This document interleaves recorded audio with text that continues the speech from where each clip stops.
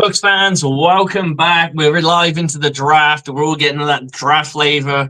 And Emeka and Baku is your new wide receiver on the Tampa Bay Buccaneers. Let's talk about the pick for a second while Cleveland is on the clock as we speak, and what they will potentially select will happen. So if you do see my head pop over, that's where the TV is, where I'm kind of flipping between multiple screens here. I like the pick for where we were. Jai Campbell is probably not going to play for this team until much later in the season. If there was a solid first round linebacker there, I think the Bucs should have taken him. Sorry, I sound like my daughter. Should have taken him, but there wasn't. Jai Campbell, again, I just said he won't start until the middle of the season, maybe even later. Might even scrape the beginning of the season. We want a guy to impact immediately. A pass rusher, we've got, I wouldn't say an embarrassment of riches because we really don't. But the starting positions are pretty much set at this point,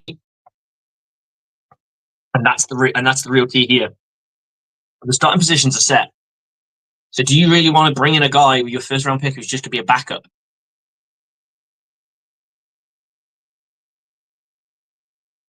And that's the real thing. This wide receiver that we've got coming out of Ohio State could start day one. Doesn't push Chris Godwin back to come back soon. It means you get a fresher Chris Godwin mid-season. It means you have another weapon in the arsenal, another bullet in the chamber, so to speak. And this Tampa Bay Buccaneers team can go make some plays. They can go and do the thing that they want to do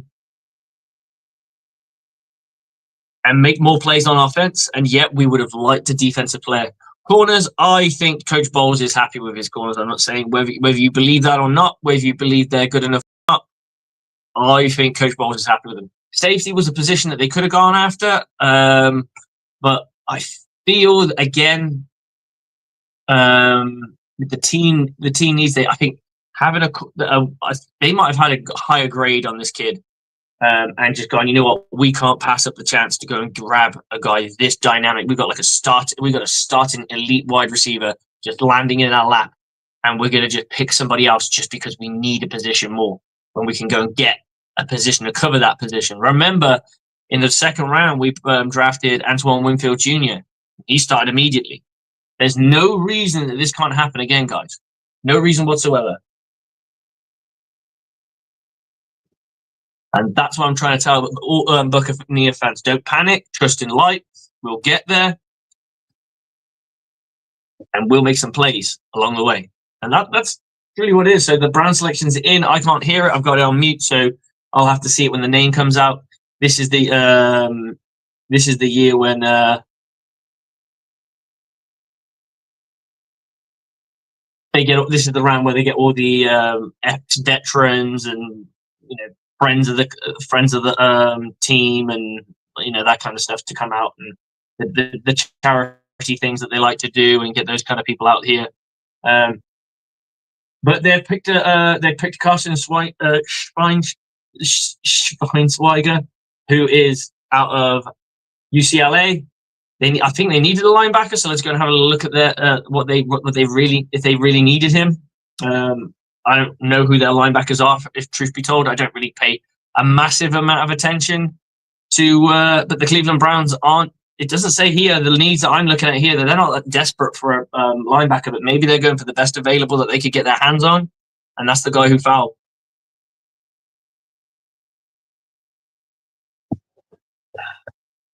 But yeah. We know that's the first person taken in the second round. That's a guy that the Buccaneers potentially may have had on their squad. We're going to hope and pray that another linebacker stays here, because this is the bit I think we'll get a linebacker. I think we'll go a linebacker here, and I wouldn't be surprised if we went safety in the next one. I don't think the Buccaneers are worried about edge just yet. I think they want to see how the guys that they got. You got a year two second round pick who is in the rotation for the Buccaneers. So realistically, I don't see the Buccaneers going crazy on edge rusher. I think that might be a day 3 pick, mainly because they got Hassan Reddick, and I think they're really high on him. I think they're going to wait and see. They want to see how that plays out first, because I think they're looking at it. Maybe they've got a JPP in the rough again, and have that situation and not need to worry about the pass rusher just yet, and then maybe draft one next year. If you were to draft a pass rusher here, look, I wouldn't hate it. I wouldn't love it either, because I think a linebacker and safety is probably the 2 biggest positions that we probably need the most on this Tampa Bay Buccaneers team. But just to reiterate, you got at the linebacker edge division, you got Chris Braswell, you got Yaya Diaby, you got Hassan Reddick, and you've got Anthony Nelson. That's the name that was escaping me. So you draft somebody else. He might take Anthony Nelson's job. Hell, he may even take Chris Braswell's job, but he's still going to be a rotational piece. Whereas this other kid, he could end up taking the slot role. And we all know in this day and age of football, the slots played a lot more. They take so many snaps. It takes the wear and tear off Chris Godwin. It allows you to be more creative in your offense. It allows you to do some really filthy things in trips, empty, quads, spread. The Texan selection is in. We'll see who they will go with. I'll see if I can put this up a bit more. Jaden Higgins. They go wide receiver 2. They want to get some help to their quarterback, give him some tools to work with, and that's kind of where you want to go with if you're looking to build your franchise from the ground up. They got a running game. They just need to add some more tools for him to use and be more dynamic. Remember, they're now going up against this is a guy that Travis Hunter is going to have to shut down now. Straight up, he's going to have to shut this guy down.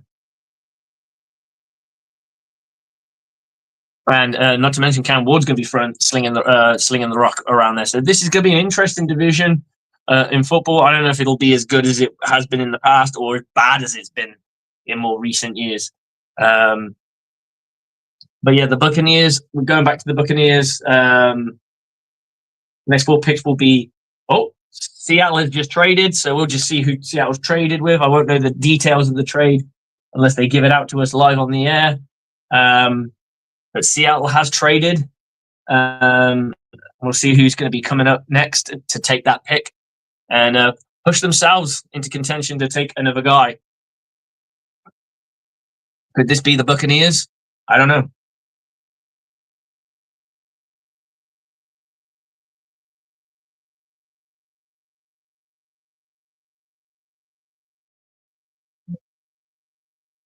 Absolutely, Daniel. I mean, it was a good fun. Absolutely. 100% right. 100% right. I mean, that's a room you want to be in, right? You got a guy who can play the in and out intermediate routes. You got a guy who's in training, who's learning, who's like an intermediate guy who's doing that too. And then you got the guy who can stretch the field in Mike Evans. It's a studded room, man. We'll find out who's going to take this trade. I might do a little search while I'm here.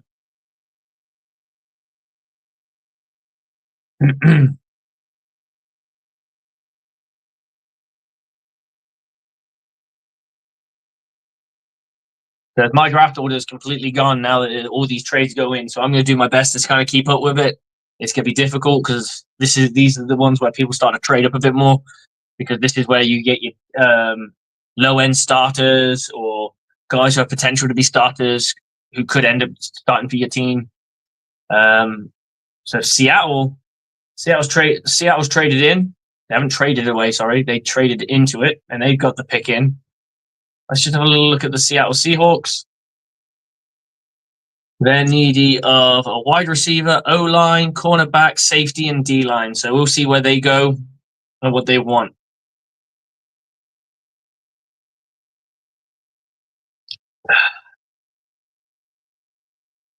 It'll be interesting what they do.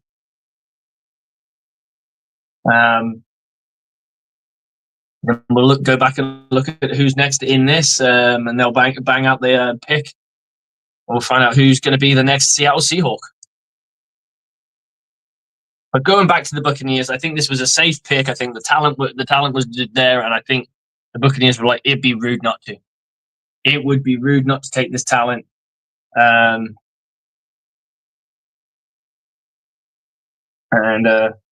see how it goes. Sorry, I'm just sorting out the TV. And the pick will be in. And we could discuss that one. But yeah, Tampa Bay Buccaneers fans, your wide receiver room just got a whole lot more dynamic. I know you want the edge rushers. I get it. So Seattle gets a second round pick. He gets picked now. And the Tennessee Titans will get their second and a third. It looks like they're acquiring draft picks. Don't be surprised if they try and surround Cam Ward with as much protection and weaponry as possible, whether it be tight ends, wide receivers, or linemen, running backs, and get the job done. But it'll be interesting to see what they do. The pick is in, so we'll just wait for the whoever they're going to get out to bring this out, so we can discuss it. But Bucs fans, let me know in the comments what you think of the pick.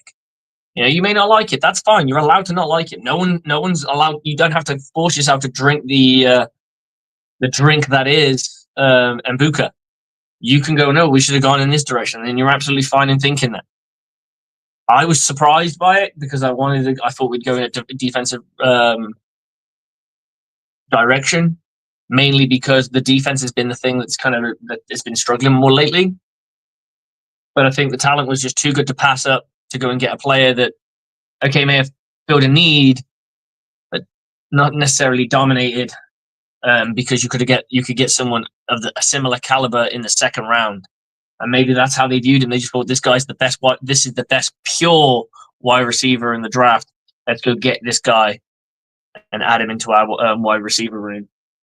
Mike Evans isn't going to be around forever. You can get a guy way up to speed within those 4 years. Mike Evans could be retired in 4 years' time.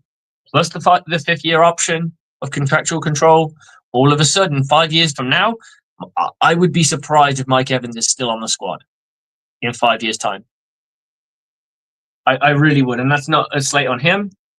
That's more of the case of Father Time will get you. And especially in a skill position, Mike Evans, I would be surprised if Mike Evans was still part of the team in 5 years' time. And that gives you somebody to take over. Potentially even Chris Godwin could be off the squad by then. It's a long, injuries can catch up with people. He may not want to just rehab anymore. Let's see where they go with this. Right. Here we go. And with the 35th.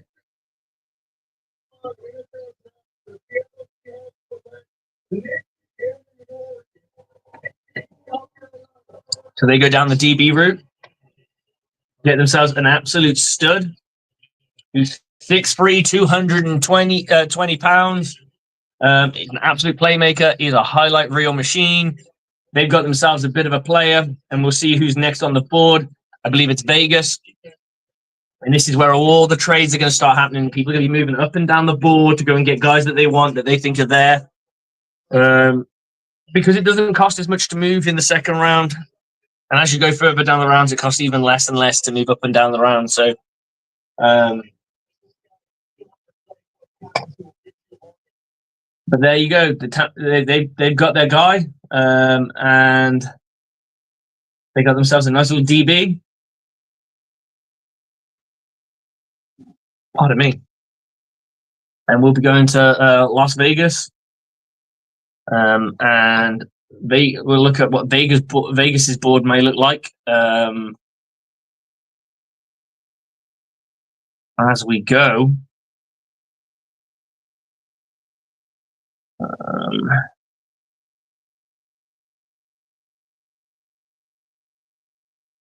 So they got themselves the running back, Ashton Genty. What are they going to pair him with? What did they need? And let's go and have a little look at what they need. Let's see the kind of things that this team could potentially want. Well, they got the running back. They could do with a wide receiver. A DB's just come off the board. Oh, Cleveland's on. Sorry, my mistake. It's next. I was looking at the wrong bit. So Cleveland will make their pick. The pick is in, and we'll see which direction. Sorry, Cleveland will go. Not. I think my mistake. I do apologize. The Cleveland Browns. I believe they got themselves an absolute stud defensively off the edge. Now they got two lethal edge rushers. Pardon me. They could get themselves a wide receiver, a corner, a quarterback. Could this be Shador? And they go for Quishon Judikins from the Ohio State. I'm hoping I didn't butcher his name because I'm not 100% of it. But there you go. He's expected to be a bit like Sony Michel. He's 5'11" and 221 pounds. So that's their selection that they going in. Still not going to go with the quarterback. They're going to stick with what they've got at the moment. They're going to still. I think they're going to roll with Gino. I think he went to Gino go there.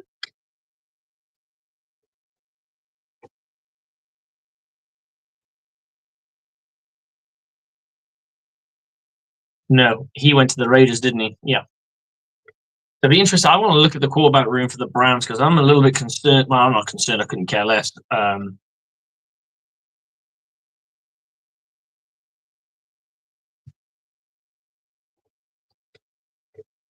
They bought Joe Flacco.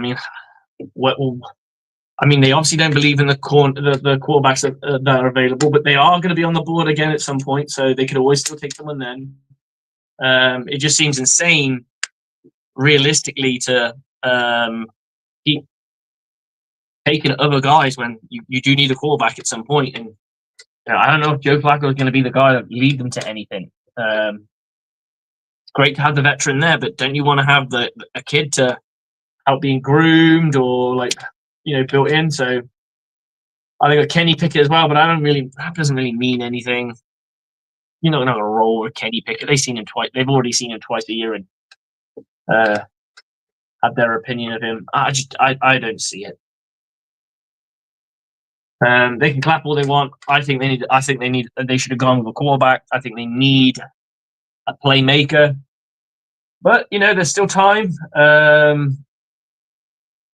just don't see them on the board until a little bit later on. And we'll talk about what other teams have got. So next up will be Las Vegas. They picked a running back. They could go in a wide receiver. They could. They've got Geno Smith on, so I don't think they'll go too crazy on a quarterback. But if they wanted a quarterback to sit back and learn from Geno, and then in a year or so replace him, then this is the time to go do it. Another trade has been made.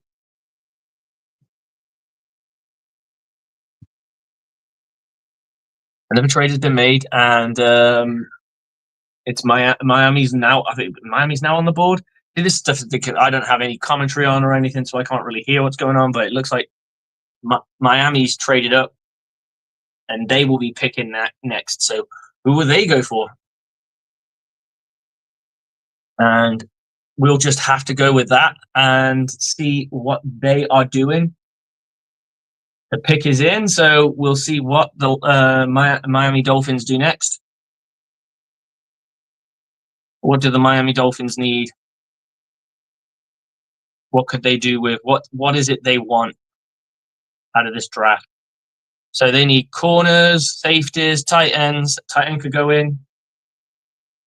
They could go and get one of the O-line and D-line. Pardon me. Will Miami Dolphins take anyone in the first round? Not that I can see. Yeah, they got Kenneth Grant, defensive tackle. So who will they go with? So they will receive a second round, a third round, and the Raiders will receive their second round, their third round, and a fourth round as well. So, I mean, it looks like both the Raiders are looking to acquire a lot of day two picks to make a lot of moves to potentially augment their teams at this point. And they brought out a dude ready to go. Miami Dolphins fans are sat there in Wisconsin, ready to go. I'd say they're standing right now, but ready to see who the Dolphins select. Here we go. I think this is a good pick. I like the fact that they went down the direction of a guard. I don't know how great of a guard he is, but this is something that they need if they want to stop Tua Tagovailoa seeing stars. This is probably the best way to go. So the Miami Dolphins have now made their selection. They've got themselves a guard. Give their guy a bit more protection. And then we'll be looking at New England, who will be next on the clock. A lot of movement here already. And like I said earlier, you're going to get that movement right now. So everyone's going up to see anyone that there's got a value or anyone who might have still had a first round grade on them. That they're like, they're still here. Let's go get that person. Next picks will be Patriots, Bears, Saints, and Bears again. The countdown for it's gone now, so it'd be interesting to see where the Patriots go. I believe they got themselves an offensive tackle in the first round. They didn't re-enter the first round, so let's have a little look at what the Patriots need, what their biggest needs are right now. And the Patriots O-line, D-line, wide receiver, running back. I think a weapon could be here. It all depends who's on the board that they like at this point in time. They may want to go I would be surprised if it's a D-line pick, seeing as you've got a defensive-minded coach and you've upgraded the trenches on one side. Why not upgrade the trenches on the other side? So that makes kind of perfect sense to me. Pardon me. And while the New England Patriots, who have been disastrous since Tom Brady's exit, which, to be honest, for me, has been lovely because a lot of English people, when they get into football, because of the sheer dominance that the Patriots had, they tend to pick the New England Patriots because first time they watch American football is watching the Super Bowl. And if you keep seeing the Patriots in the Super Bowl, the chance stands to reason you're going to support them. And you're seeing it now with the Kansas City Chiefs.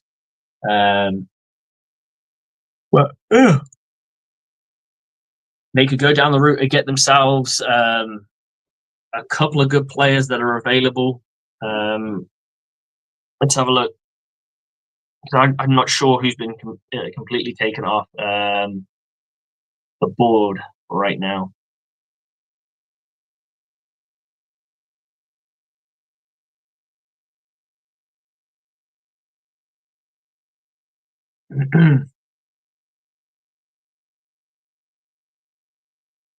Yeah, they could go down Mrs. Edge defensive end Princely, and I'm not going to pronounce that name.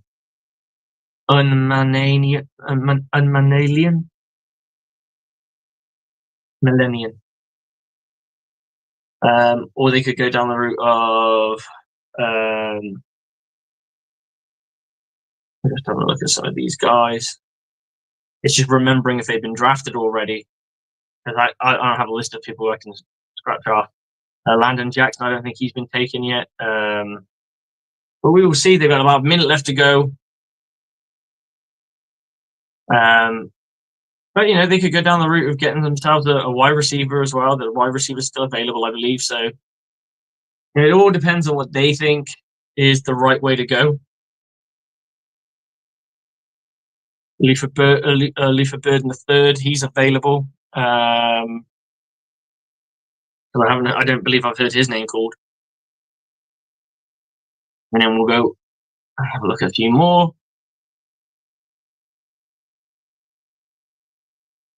Raphael Golden's off the board, so we'll see how this goes. But they've lost some dudes. They might go down the route of a corner.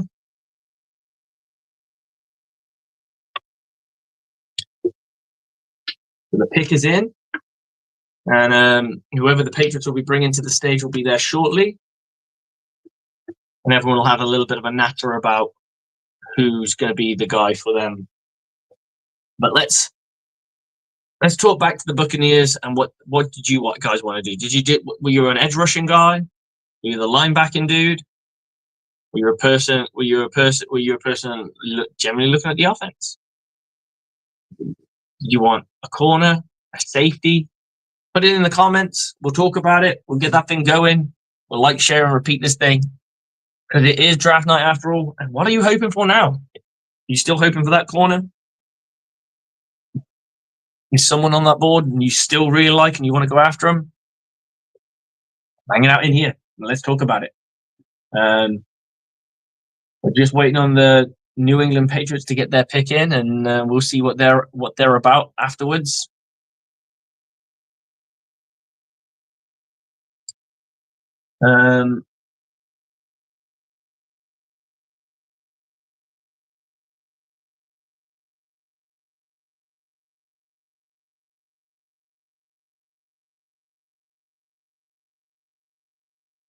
We'll see where they go. Yeah.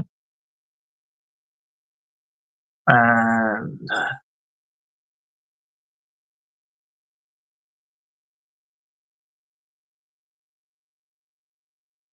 I mean, for me, I think they'll go I think they'll go down the defensive line route. I think they need to go and beef up both sides of the ball first.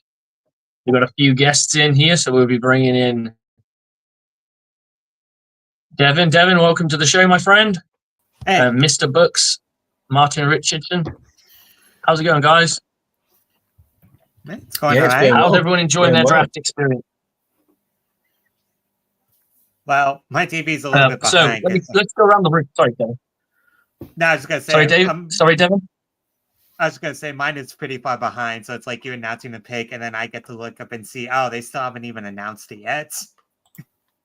AJ had it like a few. It was like about a few seconds in front of me yesterday, so it's kind of difficult. But they're coming in thick and fast, and we'll be in. So they've gone for a running back as well. So here we go.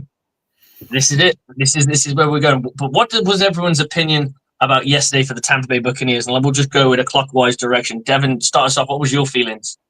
So I had my immediate reaction was I wasn't a big fan of it, not because I didn't like Emeka. I was just like, I really would have rather gone with Jahdae Barron.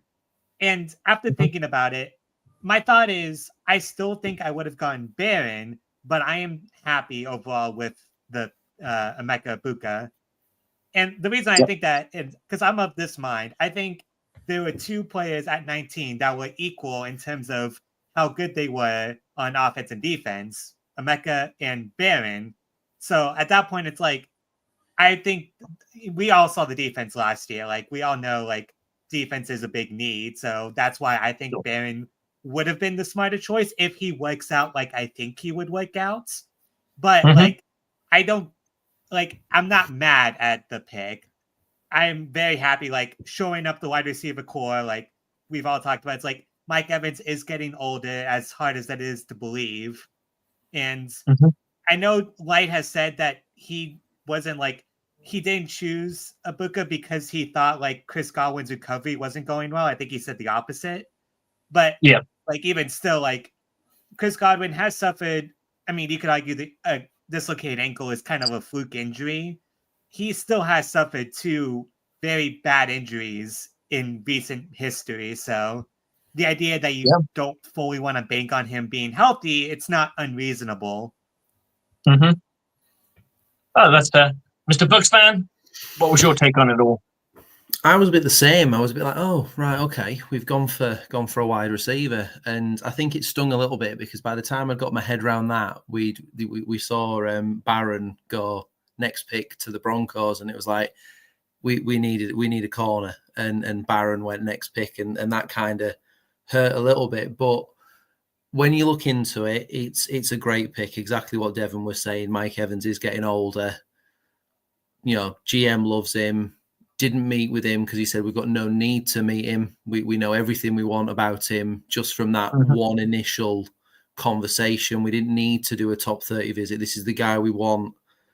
And that's kind of what you want to hear. You want to hear a GM go, this is the guy we want.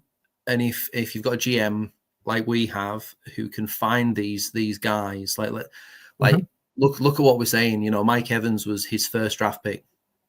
Then you got Chris Godwin, Jalen McMillan, and now we've got Igbuka. This guy knows how to draft wide receivers. Yeah, I was thinking that today.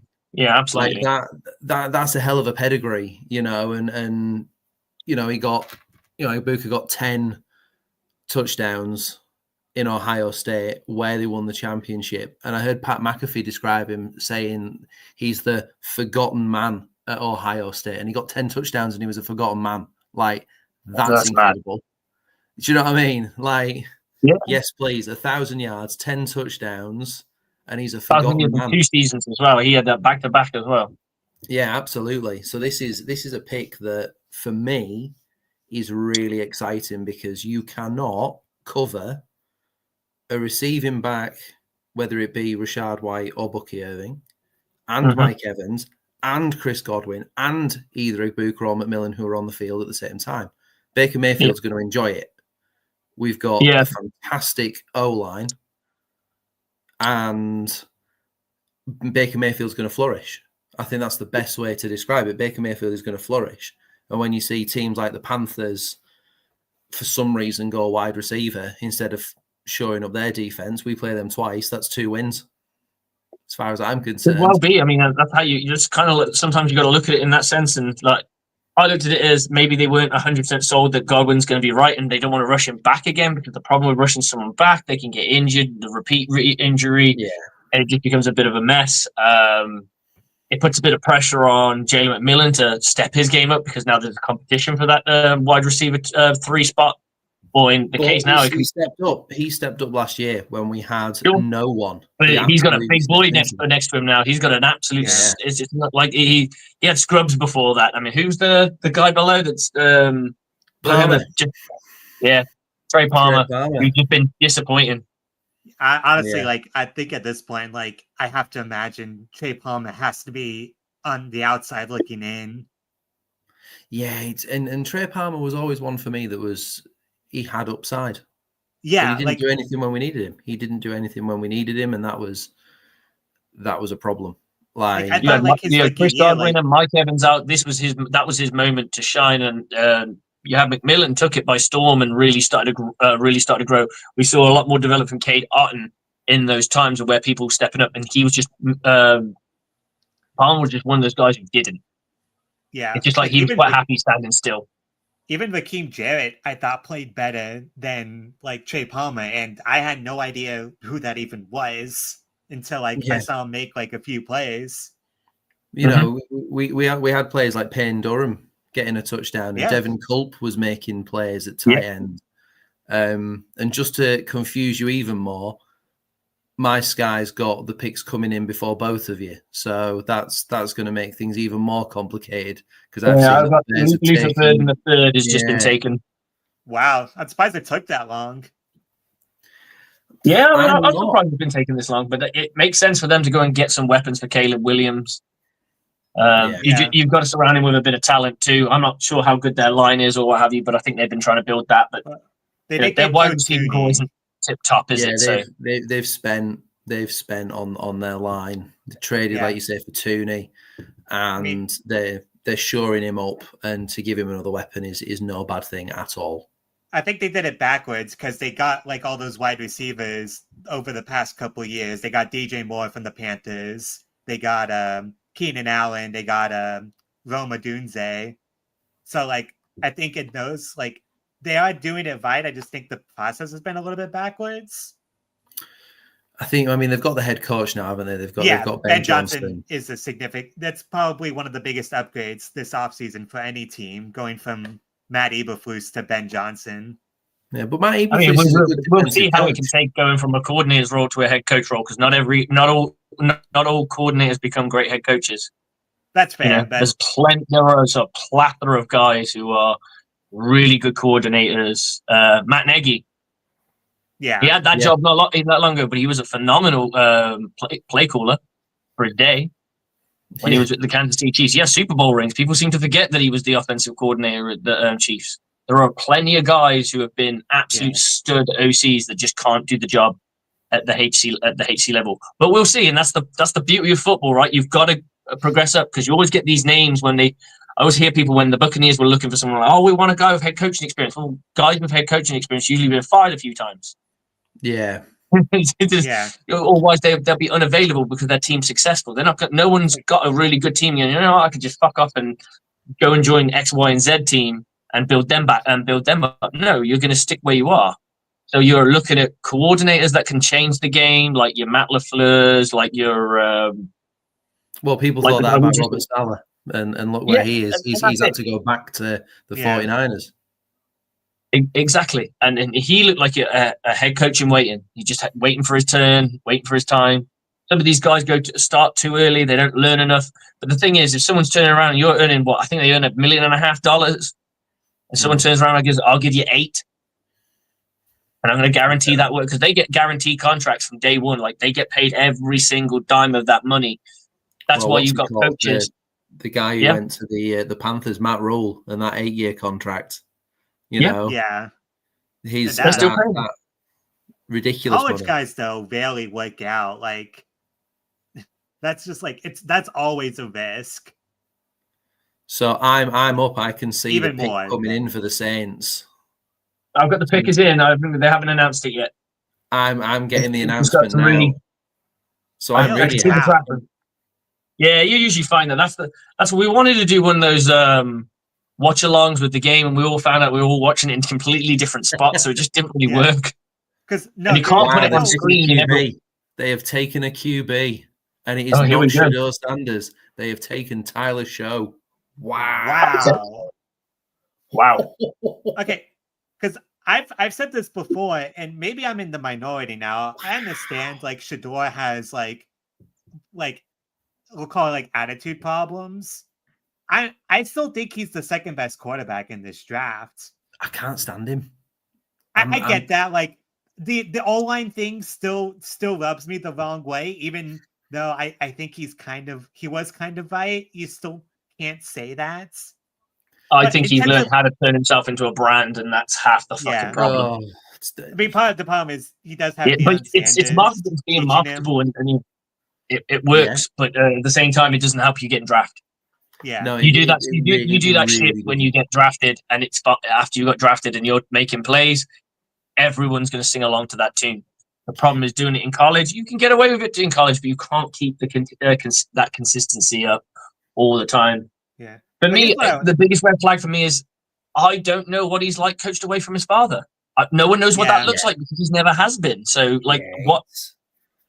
I think from a talent perspective, though, like, I still think, like, obviously being a quarterback is more than just being able to throw the football. I understand that. Like, you do have to be a leader. You can't, like, blame other people, which, again, like, Shedeur has done that, which I'm not going to. Yeah, he didn't like his own. That won't work in the NFL. No, it won't, because if you're he's gonna have to go there and say, I need to be better, I need to be better, I need to do that boring shit where they just sit there going, I need to be better, I need to get the ball on time. Yeah, we need to, our timing's wrong, we need to get that right, I need to work on this with that person. Because you're the face of the franchise, you're everything. Yeah. And the head coach will rip you apart if you start gutting the rest of the players on 100%. You know? 100%. My one argument would be, and it's not quite the same thing, but Baker Mayfield did kind of have similar problems coming into the NFL, where he was seen as immature. Like, he wasn't seen as like. But there was the thing is, his play was fucking elite in college. His play was better. Yeah. No, like, he was more talented, and like, he was seen as a better leader. Like, no one denied like he loved playing football and people loved playing for him. But like, he did have He some was like passionate. That was the immaturity difference. problems. I think he puts it in a passionate way, whereas it kind of looks like with Shador is that he's negative in everything he's in how he says it. Like it's like it kind of comes like it's not my fault. Whereas we just need to. You can easily turn around and say we need to play collectively as a group. We need to work harder. The wide receiving room and we need to hit the jugs. We need to hit the machines, and we need to start. We need to start working on our ball security together. I need to put the ball in a better place for them, but they need to get in better positions to catch the ball. And you make it look like you're working together because that's what it is. You're a one team common goal. You start turning around and go, the O line needs to protect me better. Then next time they see a blitz, they might miss that blitz. All you have to do is there's two things that. First of all, like Baker Mayfield did an interview recently.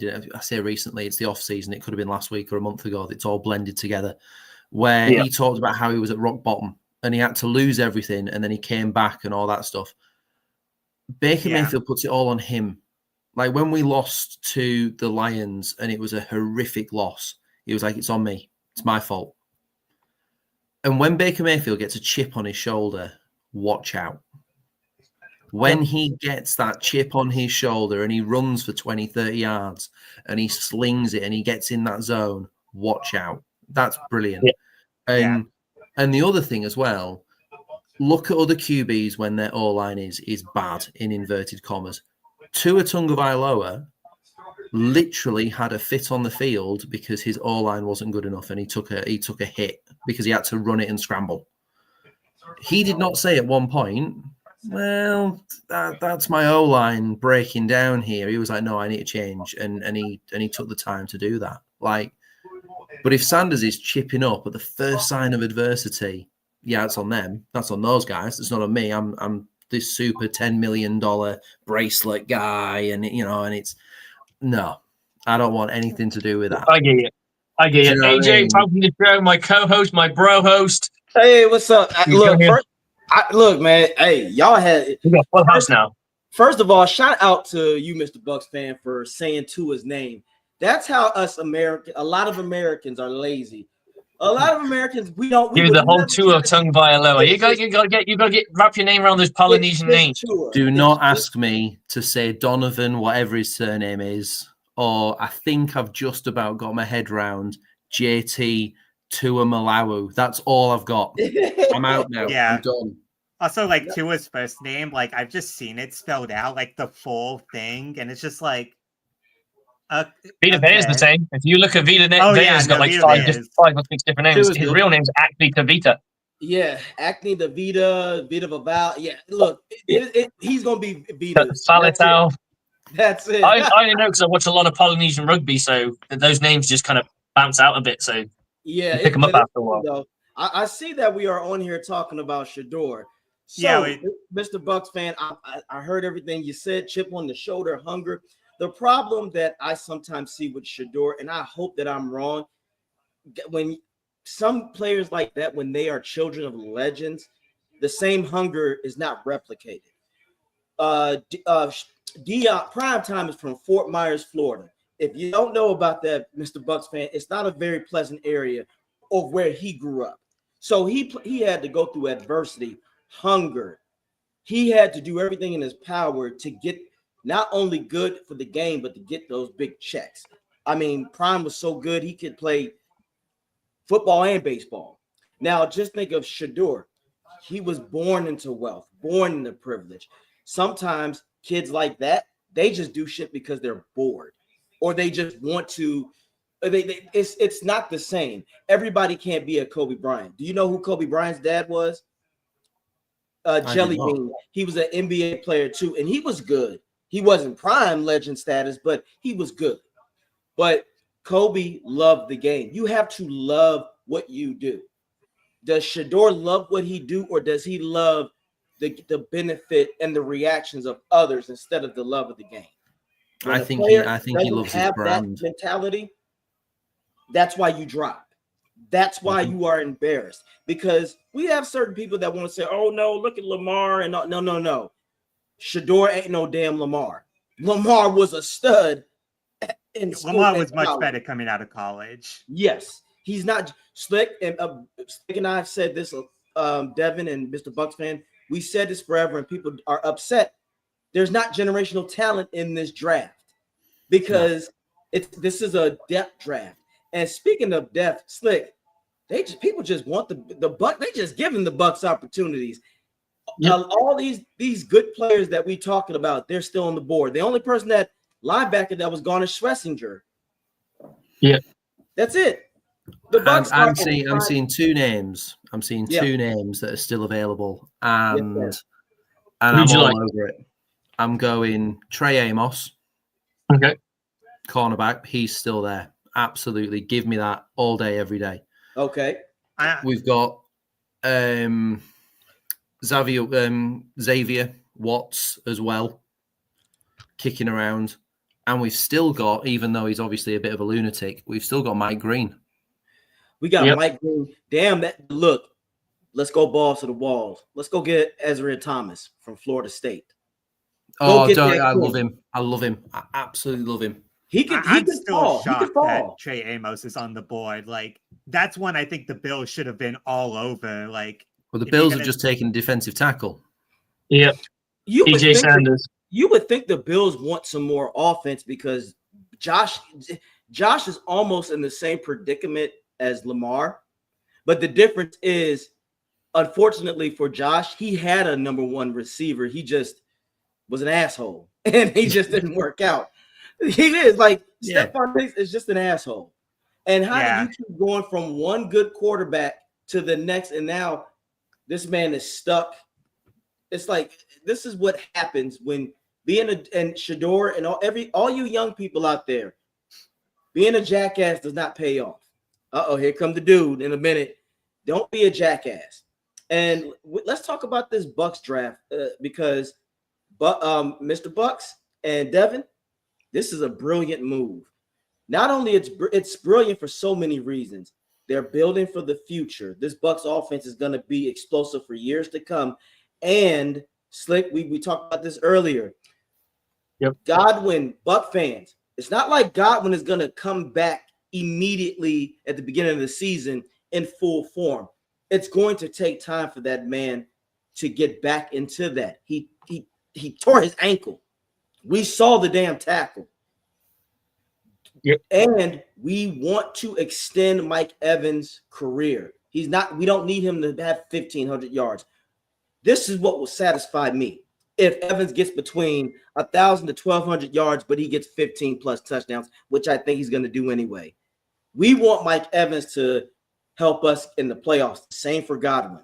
So imagine Emeka cooking. Imagine McMillan cooking. Not only, look, you know where I'm going with this, Slick. What's my favorite scheme to play in the past? Spread, and what's the sexiest plays? Crossing routes, ladies and gentlemen. You love a fucking crossing route. But I really think that the proof in these packages, which will be, I think, trips, empty, those kind of sets. That's right. I think they're going to be fucking lethal. Yeah, absolutely lethal because you can still use the deep routes. You can use the intermediate routes for your Chris Godwins and Emeka, and then you can drop out our boy Rashad White if he still sticks around and he doesn't get traded, because that could still happen. That's right. Here, the Dallas Cowboys have quite a high opinion of Rashad White. Yes, and we could be a bigger asshole. Slick, you know what we can do, fellas? We can switch them, and we can put Otten and Payne Durham out there. Can you imagine Otten in a slot or Payne in a slot? That's a 6'7" tight end, especially at the goal line. Oh my God. If we're near the goal line, we can do so much. And the beautiful thing is Baker can really flourish in a spread because he's mobile. He's a scrambler. He can move. You just said Rashad White if he sticks around. Hell, if we have Bucky. You can switch if they ran a spread, and let's say if the linebackers and DBs back up. You know what I'm doing? I'm changing that shit to an HB draw. All right, Bucky. They're giving you all this space up the gut. Here you go. You can do so much now with this offense, these offensive weapons. We were already dangerous. Now we're going to be lethal. So, Buck fans, relax. We gave off the names of the players that I named earlier that are linebackers, Mr. Bucks and Devin, top 10, most of them are still on the board. And it doesn't look like a lot of them are going to be picked because it seems like it's going to be more offensive people and edge rushers. Yeah, I mean, me personally, I'm hoping that the pick's a linebacker because you'll instantly starting someone right next to Levante David. And I do think this might be Levante David's last year. I would like Demetrius Knight. That's the guy I've been gunning for. He's a nice pickup, I think. Corners, I like corners. I just worry with corners, they usually take a year to develop, so they're not really going to get any real game time until next year. It's usually how it goes. Not always. And I think the season that Dean had was probably mostly due to injury, and I think that's what the Buccaneers front office feels, and that's probably why they won't go in that direction unless someone is just too good to pass up. Yeah. Like, someone's just sitting there. The theme of Dean's career is injury. Like, he's never once had a fully healthy season. Like, maybe could argue next year, like last year was worse. I think, I don't see how anyone could tell me, like, oh yeah, Dean's gonna play all 17 games. Like, I've seen no evidence of that. I put an article out about the Bucs secondary, and it was something that I kind of stumbled across, and I went down the rabbit hole in the article. We just allowed so much yardage. We just allowed players to run onto us. And, we saw that in the Falcons game where we absolutely got mauled by Kirk Cousins. And I think it was like Jamal Dean allowed 600 yards and he missed so many games. But then you go to Zion McCullum, who didn't miss any games, and he allowed nearly 1,000 yards on him before he tackled the players over the season. It's not the players, it's the scheme. Yes, 100%. We've said Jamal Dean is a good cornerback, and I stand by that. I don't think he's as bad as people think he is, but I also don't think like he is replaceable, I would say. Oh, of course, everyone's replaceable to a degree. But yeah, I get you, Devin. I get you. Dean is on the short leash. He's on a short leash. Dean has got the. My main thing is like I'm tired of the injuries and the lack of picks. That's kind of where I'm at. That's across the board, though. The lack of picks is across the board. We had 7. Yeah, that's fair. I think dude is about to come in, y'all. The dude is about to make his presence known. Come on, dude. Make your presence known. We know you about to talk your shit.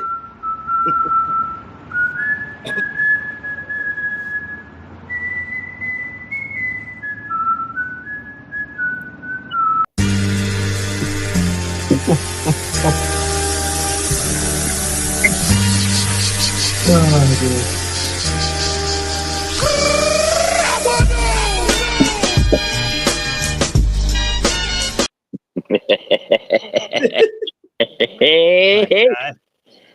Before we get started, special thanks to Martin Richardson, Devin right here on the bottom right corner. Of course, the two hosts of the Aftermath every week on Bucs Report Wednesday, Thursday. It depends on how they feel. AJ Turnip in the middle there, and Coach Slick. We like to call him Coach Slick, Stevie Probert.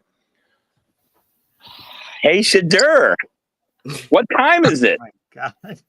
What time is it? Time. No. Is it time for you to shut the fuck up yet? Like honestly, at this point, if the Raiders don't take him this second, I'm out of ideas where he goes. Like I just don't know anymore. Right now, Dion's on the phone going, Tom, I'll give you $1.2 million if you take my fucking kid. This place is melting down over here. We set up a whole draft room with all 32 hats. He doesn't need to use that anymore. We've got dude, he spent about $1 million setting up for this draft party, only to tell everybody, hey, thanks for coming. I don't know who I played for. Have a nice night. And now he's back today thinking, well, the Browns got 2 of the first 5 picks. I'm definitely going to Cleveland. No. I mean, no. Does anyone want to go to Cleveland's?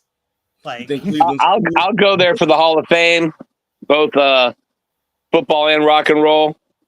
Nice place to visit. Wouldn't want to live there. But I mean, maybe go there for a year of work.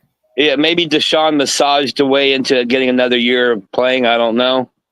But this draft, first of all, screw you for taking Carson Schwarzenegger with the first pick. That was my guy. It's been my guy from day one. That upsets me. So I wasn't expecting him to go there. No, I wasn't either. I thought we had a good shot at him, but here we are. Lots of surprises. I know there's a bunch of people, and I'll turn this back over to you gentlemen here in a short minute. A couple people on the interweb over there that are pissed off about the Buccaneers wide receiver pick. I get it. Y'all wrote a bunch of mock drafts and went to your mock draft simulators, and none of them had you getting a wide receiver. So but that happens every draft. We all make these mock drafts, and some of them don't. Correct. And some of them are way off, and some are spot on, and some are way off. It's called a guess for a reason. You're guessing, and it happens. You're guessing on based off a team's entire scouting, not your scouting. Your scouting is completely different because no two teams will be the same anyway. That's so right. They might who you think is the number one corner might be their number 3 corner, or who they think is. That's why I think we took Emeka, because to them, I think he slid so far down the draft. They're like, we got to take him. He's too good not to take because they might have had him. Yeah, remember, Slick, and this is really jumping in to insert a sentence in the middle of you here, but there were reports from Buccaneers media that the Buccaneers would not pass up on an offensive weapon just to take defense in the first round. And lo and behold, that 19th pick came up, and they saw a guy who they obviously rated much higher than that. As Slick was saying, you can't pass up on this guy. And let's be honest here. Do we all want to sit here biting our nails and sitting on pins and needles hoping Godwin's ready for the season opener? We don't have to now. Okay? And Mike Evans, with all the love, that bald spot in the back of your head's getting bigger and bigger every year. That means you're getting closer to retirement, bro, unless your name's LeBron. So, to me, it's a pick for the future, but it's also a pick right now. Again, 3rd and 9, divisional round of the playoffs. 4th quarter, trailing by 3. Buccaneers come out with Baker Mayfield and a 4 wide receiver set that includes Evans, Godwin, Emeka, and Jalen McMillan. Somebody's going to be wide open. Teams don't have CB3 and CB4s that can cover 2nd and 3rd round backs. They have CB3, CB4s that can cover undrafted free agents and 5th, 6th, and 7th round picks. So. Right. I get the philosophy. I understand. And again, we hold Jason Light in very high regard.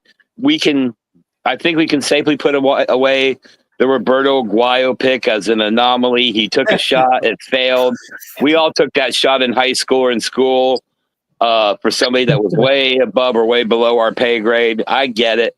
But recently, if you look at the Buccaneers starting offense and defense, there's like 4 free agents. The rest, every position is a drafted player or undrafted free agent.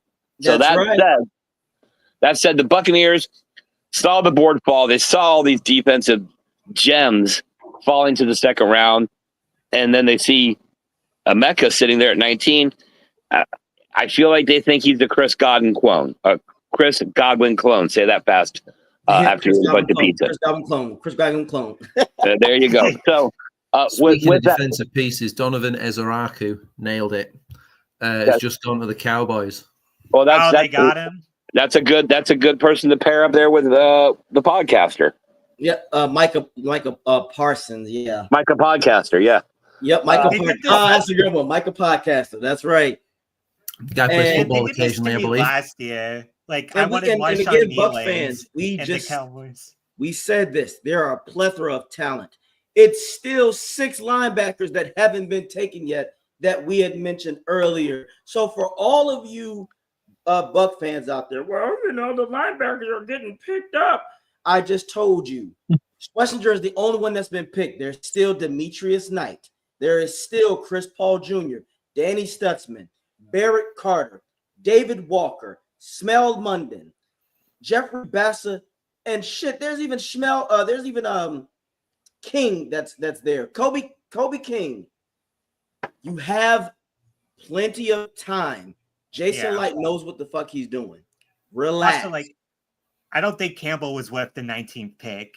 No, he is not. Not to miss the start of the season. And a lot of teams agreed with me because it took until pick 31 couldn't even come off the board. Well, yeah, we are in win now. Ladies and gentlemen, Buck fans, when you are in win now, Slick has already said it. You don't get a fucking guy to develop. You get a guy that's going to immediately hit the ground running. And he's on a team with the Eagles that he can be patient. The Bucs can't be patient. And further, how many times, Slick, have we seen, especially on the Bucs team, where we try to rush a player back and it's a disaster? Mike Evans was a clear example in the Baltimore game. After that touchdown, he should have never went back in. But what happened? We let him come back in and we fucked ourselves. So you have to understand, we've got to be patient.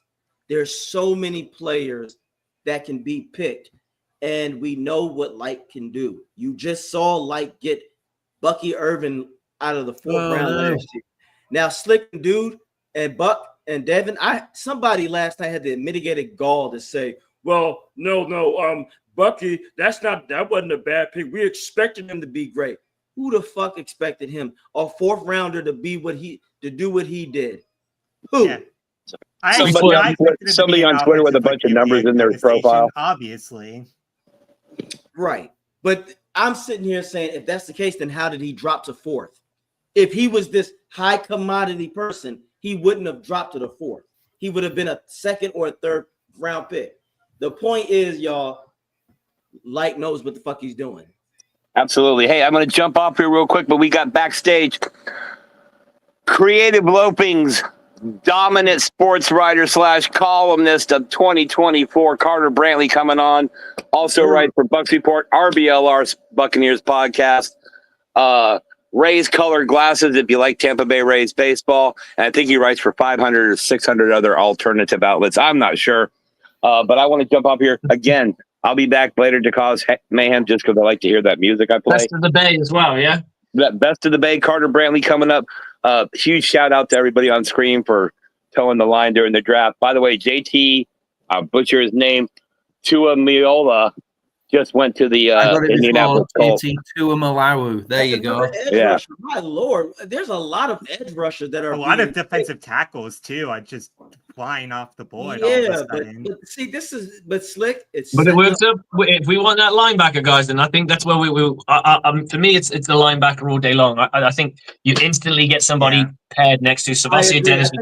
I think but it's falling in place again, like last night, Slick. A lot of things are falling in place for the Bucs because now the Rams are on the board. Do you think they go for offense or defense?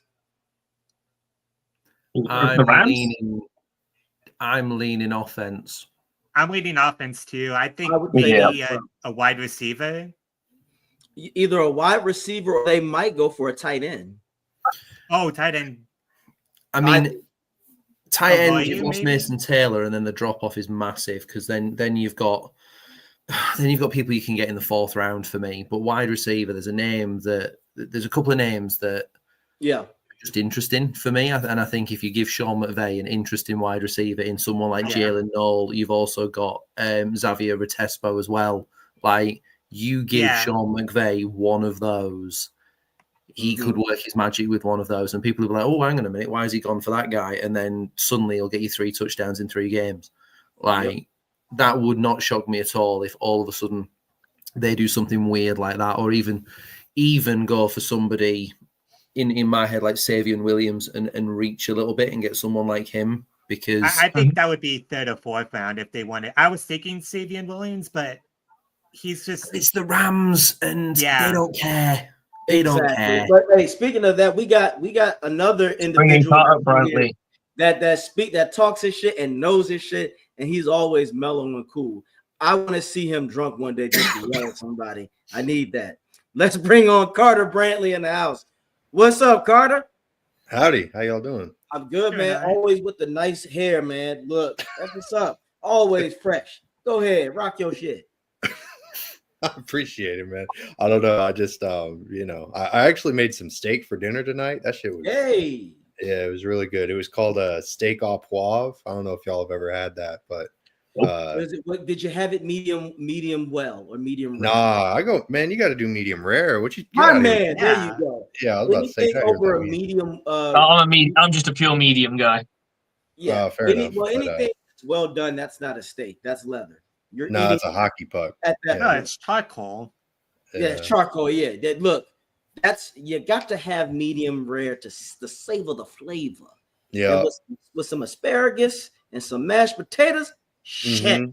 Yeah, I had some. I can't be cooking at 2 o'clock in the morning here in the UK. Then You I'll wanna make make some some shrimp with that bitch. Some shrimp or totally some agree. lobster. Woo! When you get to Tampa, you got to go to Charlie's. Carter, I know you know about Charlie's.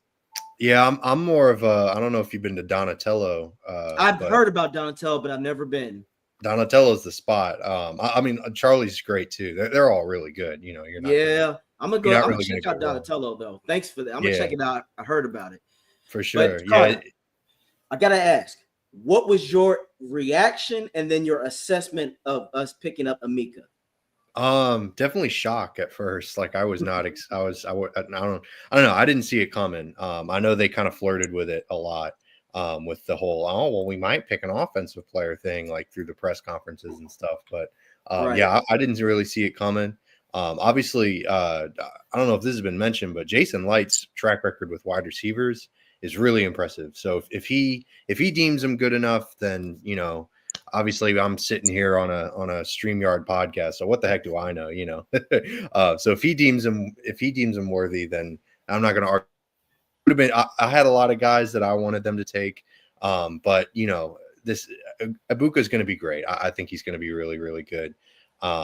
Still concerned about the defense, obviously. You know that was my biggest concern, like my biggest sort of negative reaction to it was still like, oh, you know, there are some really talented guys there that were still available that could have made an upgrade, but you know, they're obviously making these decisions, and like Coach has said, those guys are still there.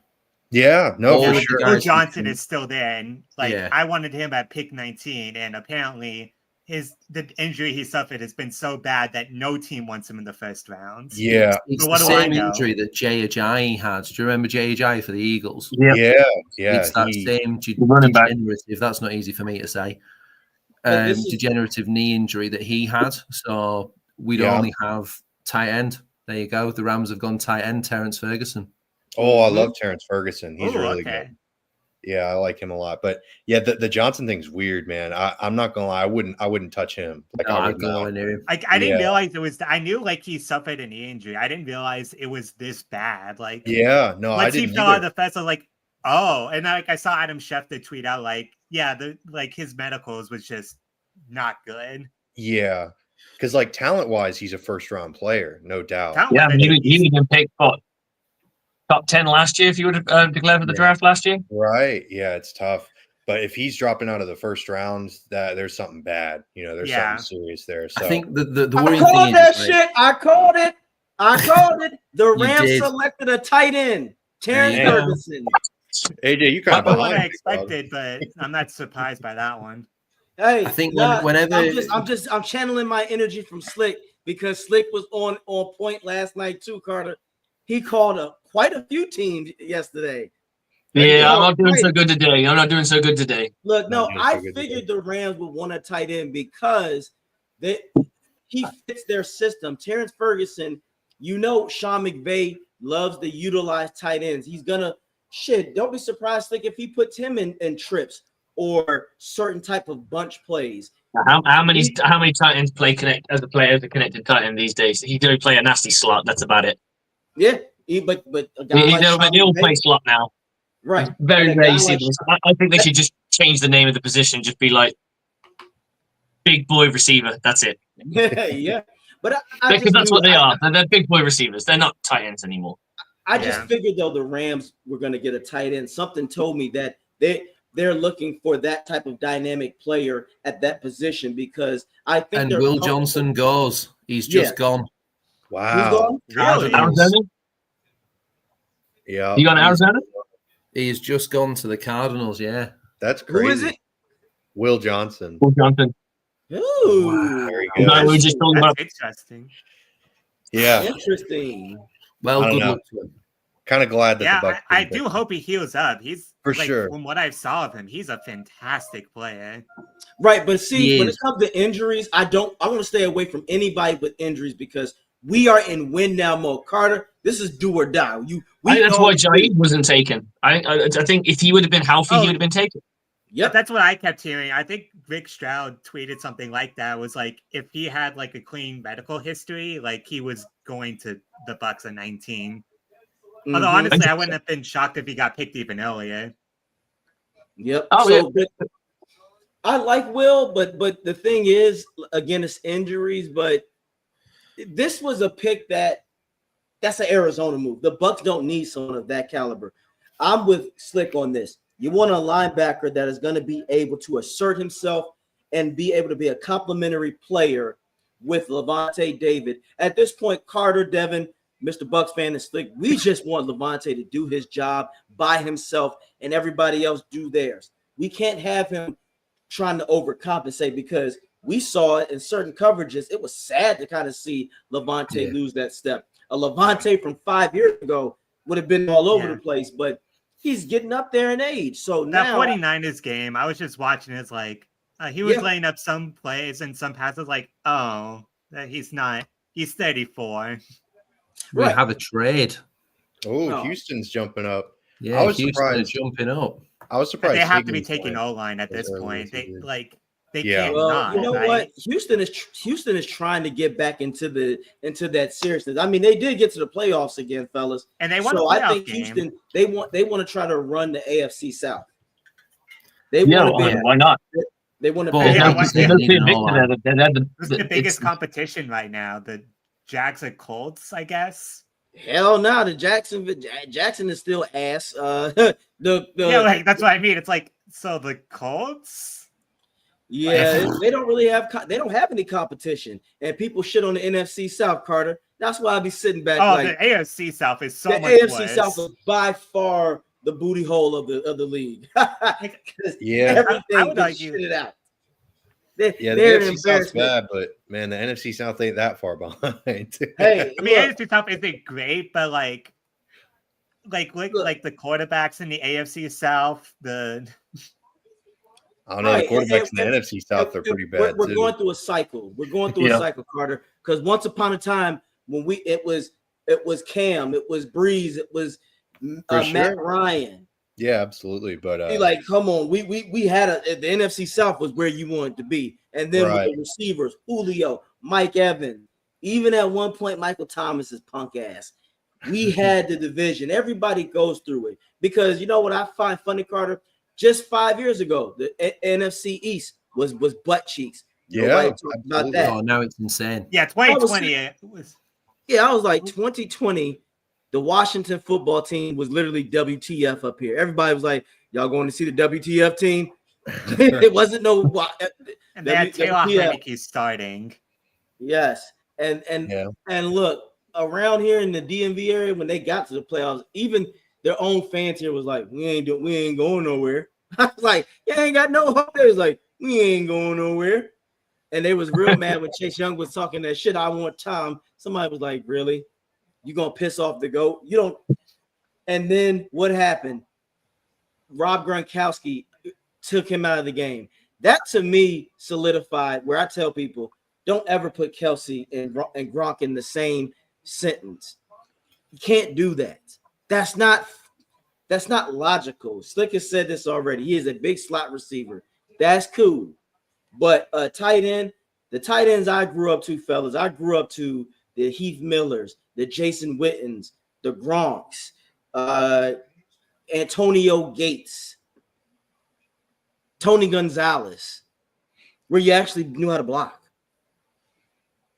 So it's a different game. It's tough. Yeah, different game, but I don't always like it. But yeah, I don't because I don't look. The one thing that and Carter, you might not agree, but I'm looking at it as the game is going. This is about to become a lost art. Defensive linemen being able to stop the run consistently. We don't see that as much. That's slowly fading away. We don't have the Warren Sapps anymore, or the Bryants of the world, or some of the even Aaron Donald is one of the last few. He's one of the last that I think he is the last. Ndamukong Suh in them. You could say Jalen Carter could do it, but we are losing the defensive lineman to stop the run is like losing the big man in the NBA. There's levels to this shit. Slick, you know this. What's tougher to do? Stop the run or stop the pass? Depends on what lineman you've got. True. Now, okay. I think if you can stop the run, you kind of dictate the pace of the game, and you can get teams free and out quite quick. Obviously, right. if they're throwing incompletes, it doesn't really make much of a difference. Run games can wear you down. They wear you out, and then you can throw in the pass to sprinkle it. So once they start biting on that run, then you can start sprinkling in the pass, and then all of a sudden, before you know it, your cornerbacks trying to play the run because they've had a running back in their grill all game, and then they're like, "Oh, I'm going to make sure I go and get this guy because he's been killing us all day." And then all of a sudden, they forget they're in coverage, and boom. Right, and imagine being a D lineman, mind you, going through an offensive lineman, then you got to try to tackle Derrick Henry, and he ain't that much smaller than you. That's look, man. That's why I know people in here ain't gonna like it, but I thought Aaron Donald is good, but one of the most overrated motherfuckers on the planet Earth. I will take Sapp over Aaron Donald any day. I'll take John Randall over Aaron Donald. Who in here remembers John Randall? If you're old enough, Carter, not old enough. Don't look at me. Yeah. Okay. Put it this way, John Randall, how many sacks you think he has? Do you think he has more or less than Aaron Donald? I'm guessing it's more because otherwise I was going to say that's a loaded question. He'll have more. He has 137 sacks to Aaron Donald's 111. And mind you, John Randall didn't play next to Ndamukong Suh or Robert Quinn. And the Texans have just taken a tackle. That's good. I like that. I like that for them. They need to beef up their defense. They need to beef up that defense. No, it was an offensive tackle, like a left tackle. Yeah, but they got Cam Robinson. So I'm sorry, that's the offensive lineman. I'm sorry. Yeah. I mean, yeah. Oh, okay. CJ Stroud can't die again. Okay. Yeah, so this guy that they've drafted is predominantly a left tackle, and they're going to play him at right tackle because Cam Robinson is who they brought in free agency. So I forgot about that. I forgot they brought in Cam Robinson. Yeah, but you know this makes us this makes me appreciate the Bucs in the way they drafted, because look at the linemen that we drafted. We got animals on the line again. Cody Mock is Baby Jensen, and I love that shit. Graham Barton is the finesse man, and I like it because he can get greedy and gritty too. Tristan Wirfs. When's the last time we could say we had the best player at an offensive line position? Never. We have the best tackle in the NFL, not in the NFC South, but in the NFL. Maybe you could argue Ryan Jensen was the best center at one point, but even that would be a tough argument. Yeah, I would say Jensen was top 5 maybe. Yeah, I'd say he was top 3. Definitely when he was with Baltimore. I think he was an animal in Baltimore. Yeah. But when you he got not to the going to be Bucs happy. First 2 years, he was a monster. Yeah, the Cincinnati picked, haven't they? Yeah. Have you seen who they've picked? Oh, dang. It's not come to me yet. It's Demetrius Knight. Oh my, you kidding me? Damn. No, there's still some good linebackers. I don't like a lot of the linebackers. Well, Slick, Chris Paul man, Jr. maybe Cincinnati hurt us and we pissed them off because they are picking some pieces on defense. Yep. That's a good pick. That's a very good pick for them. That is a very good pick. Yeah. That's I'll give Cincinnati credit. Like, even though they're trying to build a defense at least. Like, yeah, no, that's gonna be a good pick. Seahawks have picked. Tennessee are on the clock, and we're next. That's right. All right. Chris Paul Jr. still on the board. Let's have a look. Who else we got?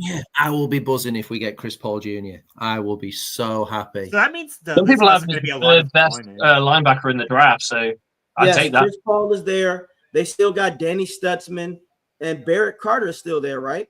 Jeffrey Bass is there as well. I think Yes. all those guys are going to be available like in round 3 or 4 too. Yeah, I would Jeffrey agree. Boss, I Ooh, think, okay, would Carter, definitely you be think round so? 3. Like, Yeah. So Carter, I where don't do you really- think- where do you think the Bucs are going to go? Do you think they go corner?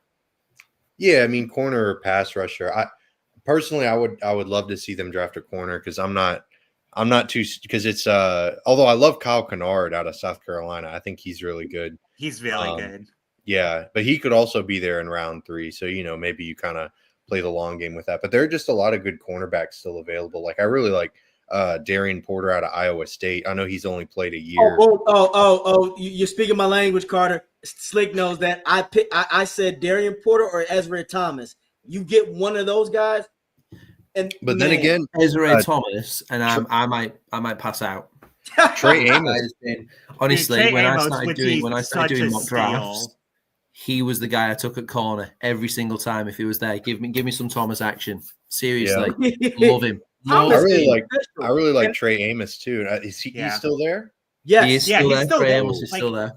I said Amos this is before he probably came my in, Carter. The The Bucs Buffalo should have literally have taken a him. plethora. This is why Buck fans. We were telling people yesterday. Slick and I had to talk to a couple Buck fans off the ledge on TV. Like, calm down. This draft is up. It's full of pieces.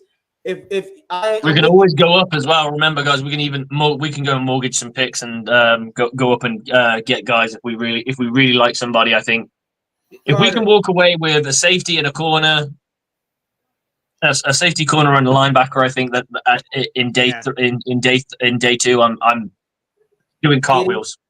If I do that, I'm gonna do my inflated Buccaneers win record. You know where I'm going with this, Slick. Let the Bucs get Ezra and Thomas. Not this again. Not this again. Look, I'm gonna be right. You did it last time. No, don't do it because you cursed us. Fellas, what was it you said? The Buccaneers are out for the division wrapped up by week 10. Like we and said it was week 18 again. Yeah, God, like, man. Well, I mean, to be honest, it looked like we were on track at one point until that Ravens game, and then we just went on a fucking lull. Shit. Look, we literally. Well, that was the toughest part of the schedule. We replicated 2023. It's like we look good in the early quarter of the season, and Carter can attest to this. Then we just shit the bed during the middle. It's like the midweek is literally Bowles' weakness. It's like this. He doesn't like Wednesdays. Right. Yeah. He stays in bed. It's like, my Lord. It's like he parties real hard on Sunday and Monday, and then Tuesday he is still trying to mellow himself out, but then he's hungover. And then Wednesday he's fucked up. Then he has to recuperate Thursday, and then he's back at it on Friday. Because he always has these end of the season spurts. Can you imagine this, y'all? If Bowles can keep his energy from the beginning and the end of the season and carry that shit throughout the middle season, there's no reason the Bucs can't at least be a 12-win team this season. Yeah. At least we only had to win a couple of games in that middle of the season, and then it would have been a wrap. Exactly. If we beat the Chiefs like we were supposed to, the 49ers like we were supposed to, and the Falcons like we were supposed to, man. Someone's taking somebody? Bastards. Wait, what? Who's traded in? The Panthers have traded in, so they've traded away with the Broncos. Okay.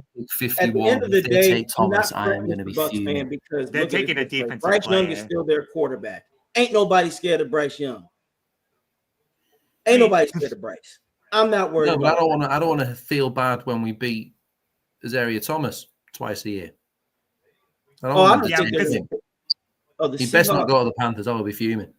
They're taking a cornerback most likely, I have to imagine.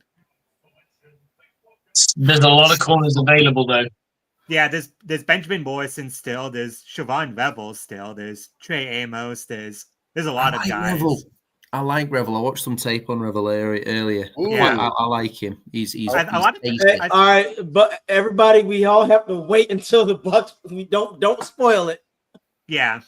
Yeah. I will say you'll only know my reaction if I suddenly go off the screen. If I just sort of tip, If I see, like you said, We're all going to know in different times, so I think it'd probably be easier. Whoever's got the earliest showing tells everybody there and then. Is that me? I think it Yeah. is you. Turn your TV up just as the pick is being announced, and we'll hear it across the broadcast. Oh God, I don't know. And about we that. all hear it at exactly the same time. I Yeah. swear, if it's Azariah Thomas or Darian Porter, I will fucking lose it. I will go. Yeah. Well, if the Panthers Oh, snipe it's us gonna on be either like, one of them, I'm going to be fuming. Yeah, that would be so annoying. Look, The Seahawks are taking a tight end. yeah, that's good. Yeah. They want to get an offense for Sam Darnold. Did they take a wide receiver in the first round? No, they they took took Zabel. Zabel. You mean they've lost both their wideouts? They go, you know what we really need? A tight end. Yeah, because Cooper Cup. Yeah, We've lost they've both our got- starting wide receivers. What are we going to do? Let's get a tight end, man. They've got Change our so many quarterback, picks. you can They rely easily on pick him. up someone like Jack Betch in the third round and just be well happy with someone Yeah. like Betch in the third round. So, speaking of, I wanted to ask, what has been like the most surprising pick for, like, outside of the Bucs, like for every other team in the first? I've got one. What's up? Yeah, The most surprising one. Cortland Loveland to the Bears. Ooh, that Trevor one. Warren was crazy. When they've already got Cole Kmet. Yeah. Yeah, Yeah, that's but he's That one got no shocked money me. left on his contract, so they could cut him for nothing. I'm not gonna lie. The Falcons going for Pearl and giving up a lot for him. I think he was good, but worth that kind of pick. I don't know. I don't think about it was that. worth a first rounder next year. No. Panthers one- take an edge. all right. They took an One edge. more. They took Yeah, they Nick took Scorton Bolton. out of Texas A&M. Oh, okay. That's not bad. No, yeah, that's that's not pretty bad good. for them. They need It's- a lot it's of good help value. It's across good Their the value. defense was really bad last year. Yeah, their defense is rough. Like they could have taken any defensive player and it would have been like, oh, Yeah. Well, as Yeah, if long they as just it put a wasn't bunch of Azariah guys on a Thomas, I'm dartboard okay. and just kind of threw something, they probably hit on a need. He's We are on the clock. I Well, see him, no, Nick, the though. He's got a Titans. decent Sorry, the motor. Titans are on the clock. Sorry, Titans are on the clock. Yeah, the Bucs are one more pick away. One more. So to answer my own question, I think the weirdest, like the strangest one, the 49ers going Michael Williams. I thought that one was Nice. kind of a reach. Yeah, I just think the 49ers don't have a direction either. I mean, what direction is a 49ers? Where if I am George Kittle, I want to get the hell up out of there because I'm honestly shocked they haven't tried to trade him. They've shed a lot of older pieces. well, there was talk of them getting rid of what's his face, the wide receiver who they gave the deal Ayuk, to. Yeah, Brandon Ayuk. they've been trying to trade. There's been trade rumors about Ayuk since Right. like 2022. Yeah, we're on the clock. Picks in for the Titans. Damn, Here we go. already? We Wow, are on yeah. the clock. Here we go, Titans could guys. also Here we go want it. defense. Either give me Thomas or Chris Paul. get me. I either want Thomas or I want Chris Paul. Trey I'm Amos. with you, I'm AJ. telling you, Amos would be Trey so Amos. Trey Amos. I'm going to go with Gary I'm Gordon. with Amos or Paul. Yeah. I think Paul's a reach. Like I think he Another might still be edge. there. Another edge has gone. Oluwafemi Aladejo. Oh, out of has just gone to UCLA. the Titans. That's not Mhm. bad. No, that's I hope the Bucs don't pick Mike Green. I do not like him. Yeah, No, No. I don't want Mike Green either. I don't He's want Mike got- Green either. He's Yeah. got all That's those. Casey Olsen's boy you're talking about there. I don't know. The simple fact that we got Hassan Reddick Pass on already him, like- clears everything. we know what's going to happen with Mike Green. All of his things are going to clear up in about 3 weeks. It'll all be lies, and he'll end up being on the Eagles roster and be a stud. the fact that the Eagles Come on. passed on him. Come on, we know definitely- this. He me. definitely smelled. I was Mhm. surprised the Eagles didn't take him last night. Honestly. Because like Yeah. obviously allegations like they're not proven like true or false yet. But like you still don't like you don't necessarily He's want in. that.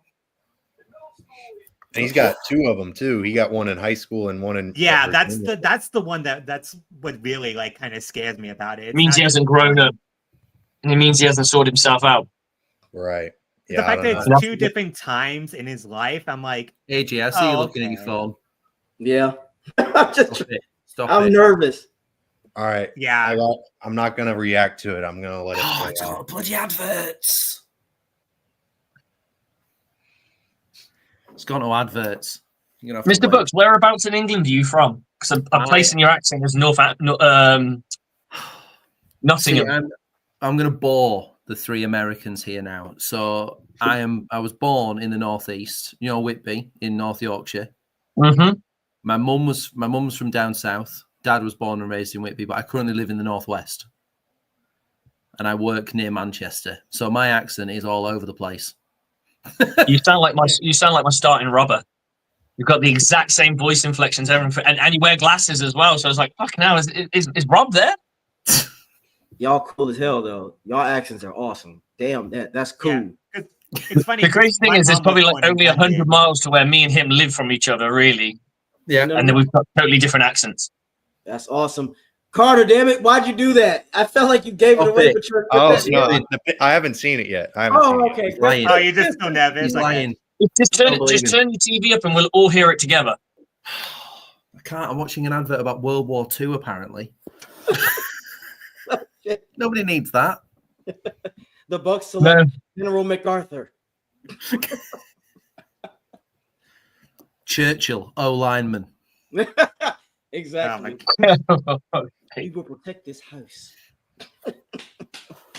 I could see him as an O-line. I could see that. Hell yeah. Churchill. Yeah. Dwight Eisenhower would definitely be a wide receiver.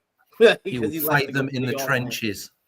Part of me wonders if they go, because I was looking at like the some of like the draft analysts best available, and I saw Kevin Winston was up there for one of them. But he's got injury stuff too.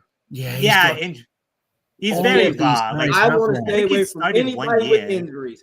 We don't need you. Sorry, but not sorry. We are. I think he tested really well. Like he has really good. That's like because I think he only has 1 year of starting experience. Right. But he's a guy like I've seen a lot of mock drafts pick him. Have you not like, found that this year? A lot of people have declared early. Like there's a lot of 20, 21-year-olds, and it's like they're declaring early because they just know that this draft isn't full of elite talents. And their agents are going, get in now because it's hot. Yeah, like there's nobody here. Yeah, I'm honestly shocked more quarterbacks didn't declare for this draft. Well, because this is the quarterback market right now is oversaturated. After this season, they're gonna. Don't be surprised if certain teams go, okay, we know you're not worth it.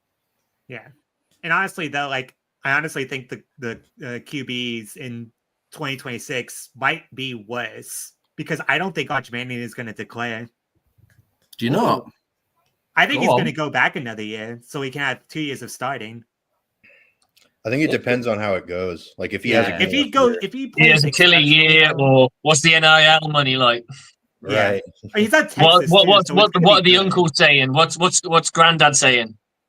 Yeah, Granddad says declare. You are declaring. Fucking damn right you are, because he'll get you anywhere you want to go. Where do you want to go, grandson? The Browns. They'll go to the Browns. Oh God, yeah. If I'm looking at the gun of like the Saints, the Browns, or the Giants, I'm going back. I'm not having Archie Manning at the Saints. You can cut that shit out. Like I'm saying, like if I'm Archie and I'm staring down the barrel of those 3 teams, I'm absolutely not declaring. Right. Yeah. I don't know how loud I can go. I've got a little one upstairs who's not well, but yeah, same. Can you hear that? No. They're showing Mike Green. You just listen to my lovely dulcet tones then. They're showing Mike Green on the prospect cam on my feed. I don't like that. So we've got Simeon Rice telling us what's what. Did they show Shador Sanders though on the prospect cam in the first rounds?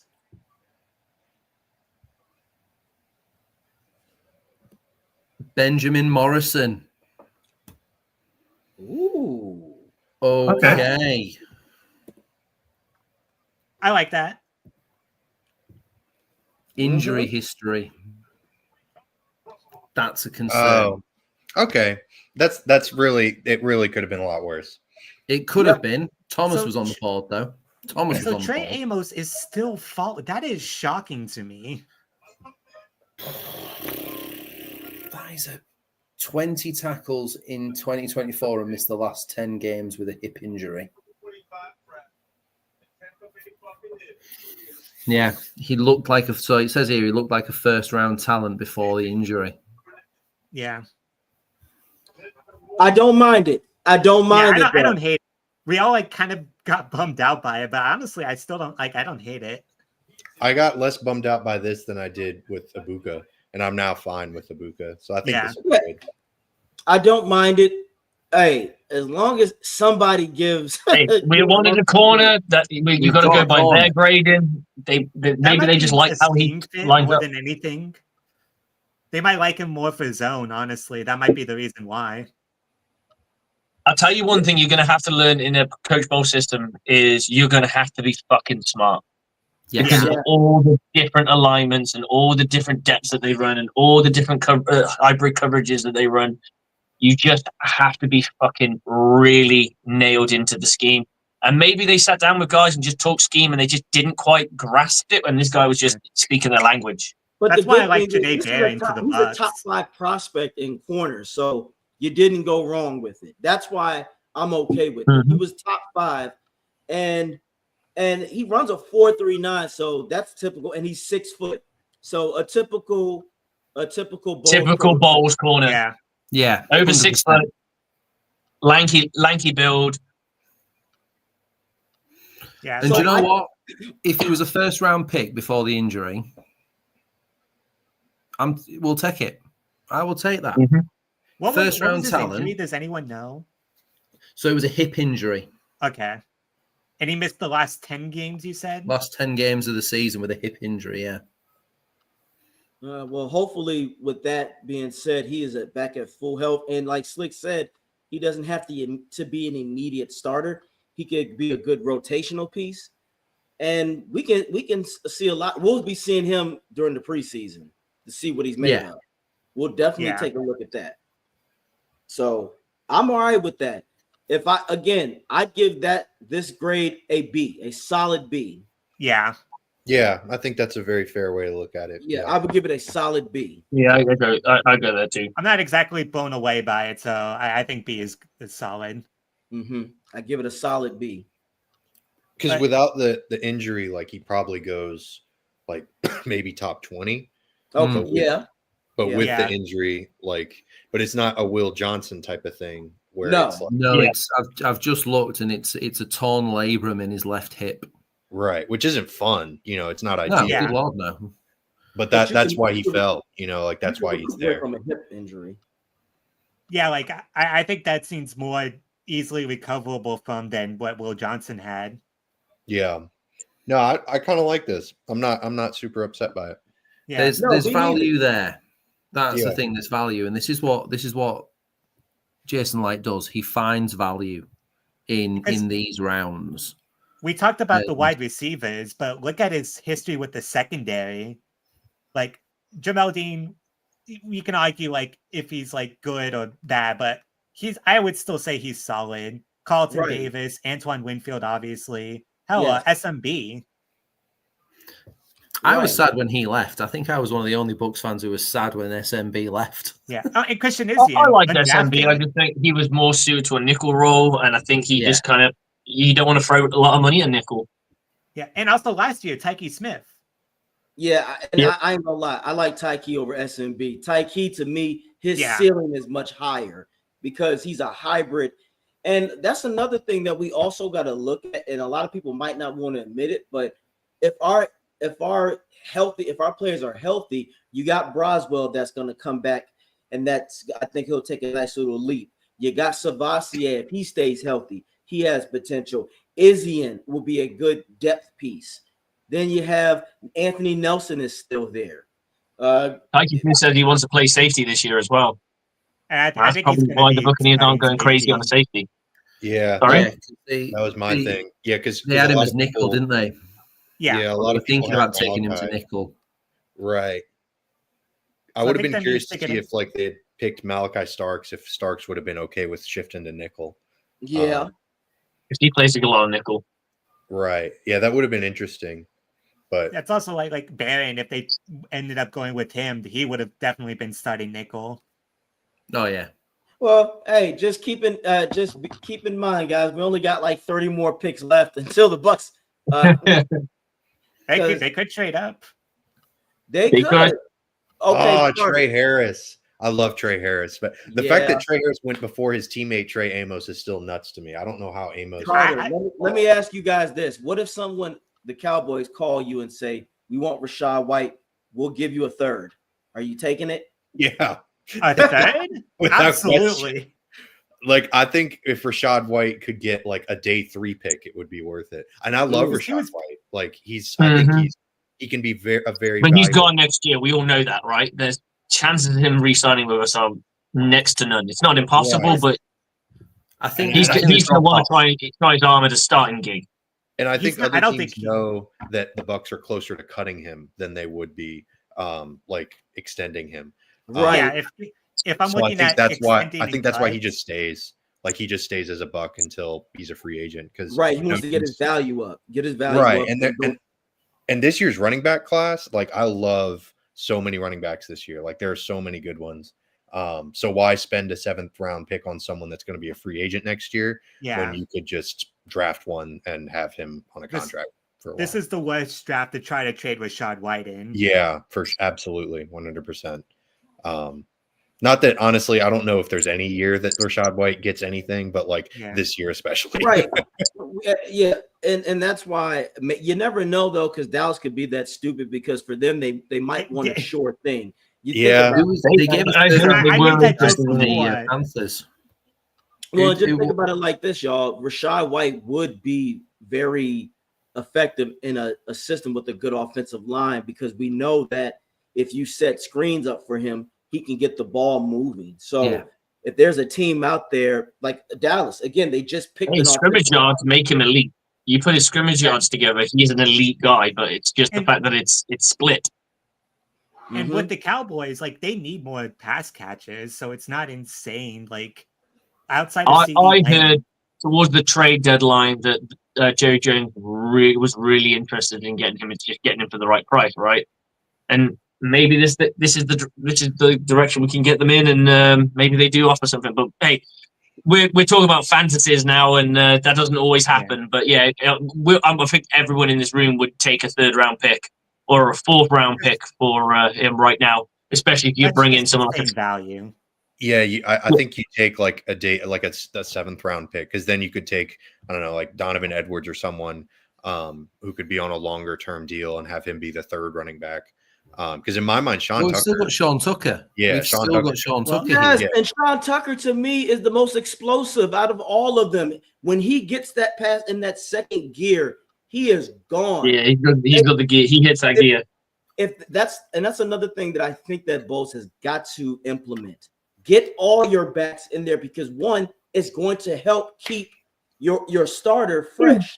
We don't want Bucky to go through what he went through being I don't mind him being the bell cow, but when you have 3 backs that can get the job done, it puts frustration on defenses, because now you can use Sean Tucker in a play action. If you want to you've seen this, Slick and everybody, you want to really demoralize and overwhelm a defense where they overplay it.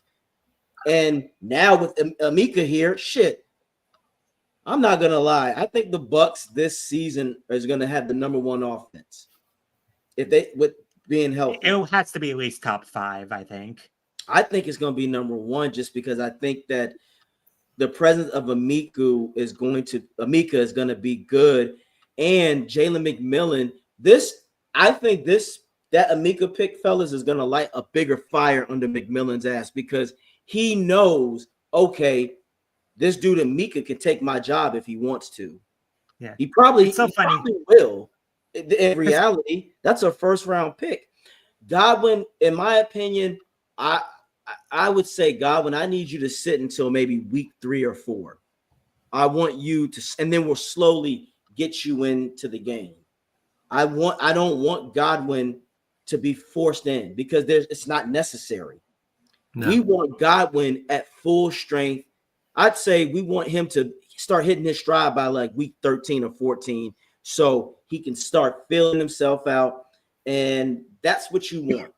And Mike Evans, I just want Mike Evans I want him to break the 1,000-yard record more than likely, depending on if we play the 49ers at a certain.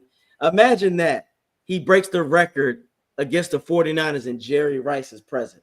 Jerry got to give him some props because he will do that shit. He's gonna break it. Yeah. He's gonna break it. But I said this, and I'm sticking by this, fellas. Carter, laugh at me if you want to, everybody. I'm putting this right now. Mike Evans is going to have between 15 to 18 touchdowns this season. Wow, that's a lot. You know why? It's not going to be a lot of like 40-yard touchdowns. I truly think in this year, they're going to, because they want to also help him with his records, they're going to start throwing to him more in the red zone. You've heard Baker talk about a lot of times, if Evans is wide open, he's going to him. And with the emergence of Amika, what if Amika is so good, Carter? Now they can't double Evans anymore because they have to worry about him and Jalen, or they got to worry about Otten. Because if you double Evans, Amika, McMillan, or Otten is going to be there, or Rachaad White. Yeah. So you can't. Most NFL teams don't have 3 solid corners. At most you have one solid one decent, one good one, and then the rest are up in the air. Yeah, and Broncos might be the exception now. That's what's happened with Mike Evans, isn't it? In the past, when they've had their elite corner on Mike Evans, and we've sometimes, obviously, when Chris Godwin's been injured, lacked that weapon to kind of go somewhere else. Yeah. You know, I like Cade Otton, but the drop off at tight end for our receivers is big. Like he stepped in for those couple of weeks, everybody in fantasy football wanted him, and then he just went missing again. Yeah, like he you know, and he National did, and like it's almost like I call him the rat because I don't want to actually acknowledge the fact that he left and then said he was going to stay and all that stuff. The coach of the Jags. It's almost like he forgot Cade Otton existed after those 2 weeks and just went, no, I'm not going to bother now. Yeah, sometimes and it was really weird. Yeah, Cade Otton seems like the best tight end in the league, and then sometimes seems like a bottom tier tight end in the league. I just don't understand it. But I will say this: he's gotten much better at blocking because his first 2 years, I was like, ugh, what the hell is this? And you can't block for shit. But we drafted Ko Keefe for that. That's the thing. We drafted Ko Keefe to be a blocking tight end. And he's solid at blocking. He is, but it kind of telegraphed our offense a bit in the sense of like, oh, who's on the field? Oh, Ko Keefe's on the field, right? So they've got a blocking tight end on. He's not going to be catching. Okay, Dalton's on the field. Have you seen Ko Keefe when he tried that Minnesota game? He was wide open. If he catches that, that's an easy touchdown. I'm like, damn, Keefe, he did get one touchdown, I think, only in 2023 against the Packers, and that was because they didn't expect it. Like you said, he was so open. And the other guy tried to get to him, but I think Payne Durham is another one who is good at blocking. Yeah, as well. He was very good. Yeah, but he's way more of a threat than Ko Keefe is, like in terms of receiving. That man, and he started, and then we forgot Devin Culp is another one. Devin Culp. I like Devin Culp. I think he could be a sneaky weapon for us. I think in the sense of like teams will literally like, who's this guy? Like and like you said, he is thick. He is a unit.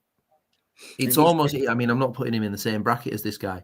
But do you remember Darnell Washington? Yes, I remember when we were when everyone was like, "Look at this guy, he's massive, and he's going to be a weapon in the red zone."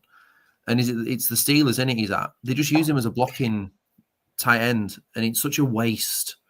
Like Devin Culp could be a weapon for us.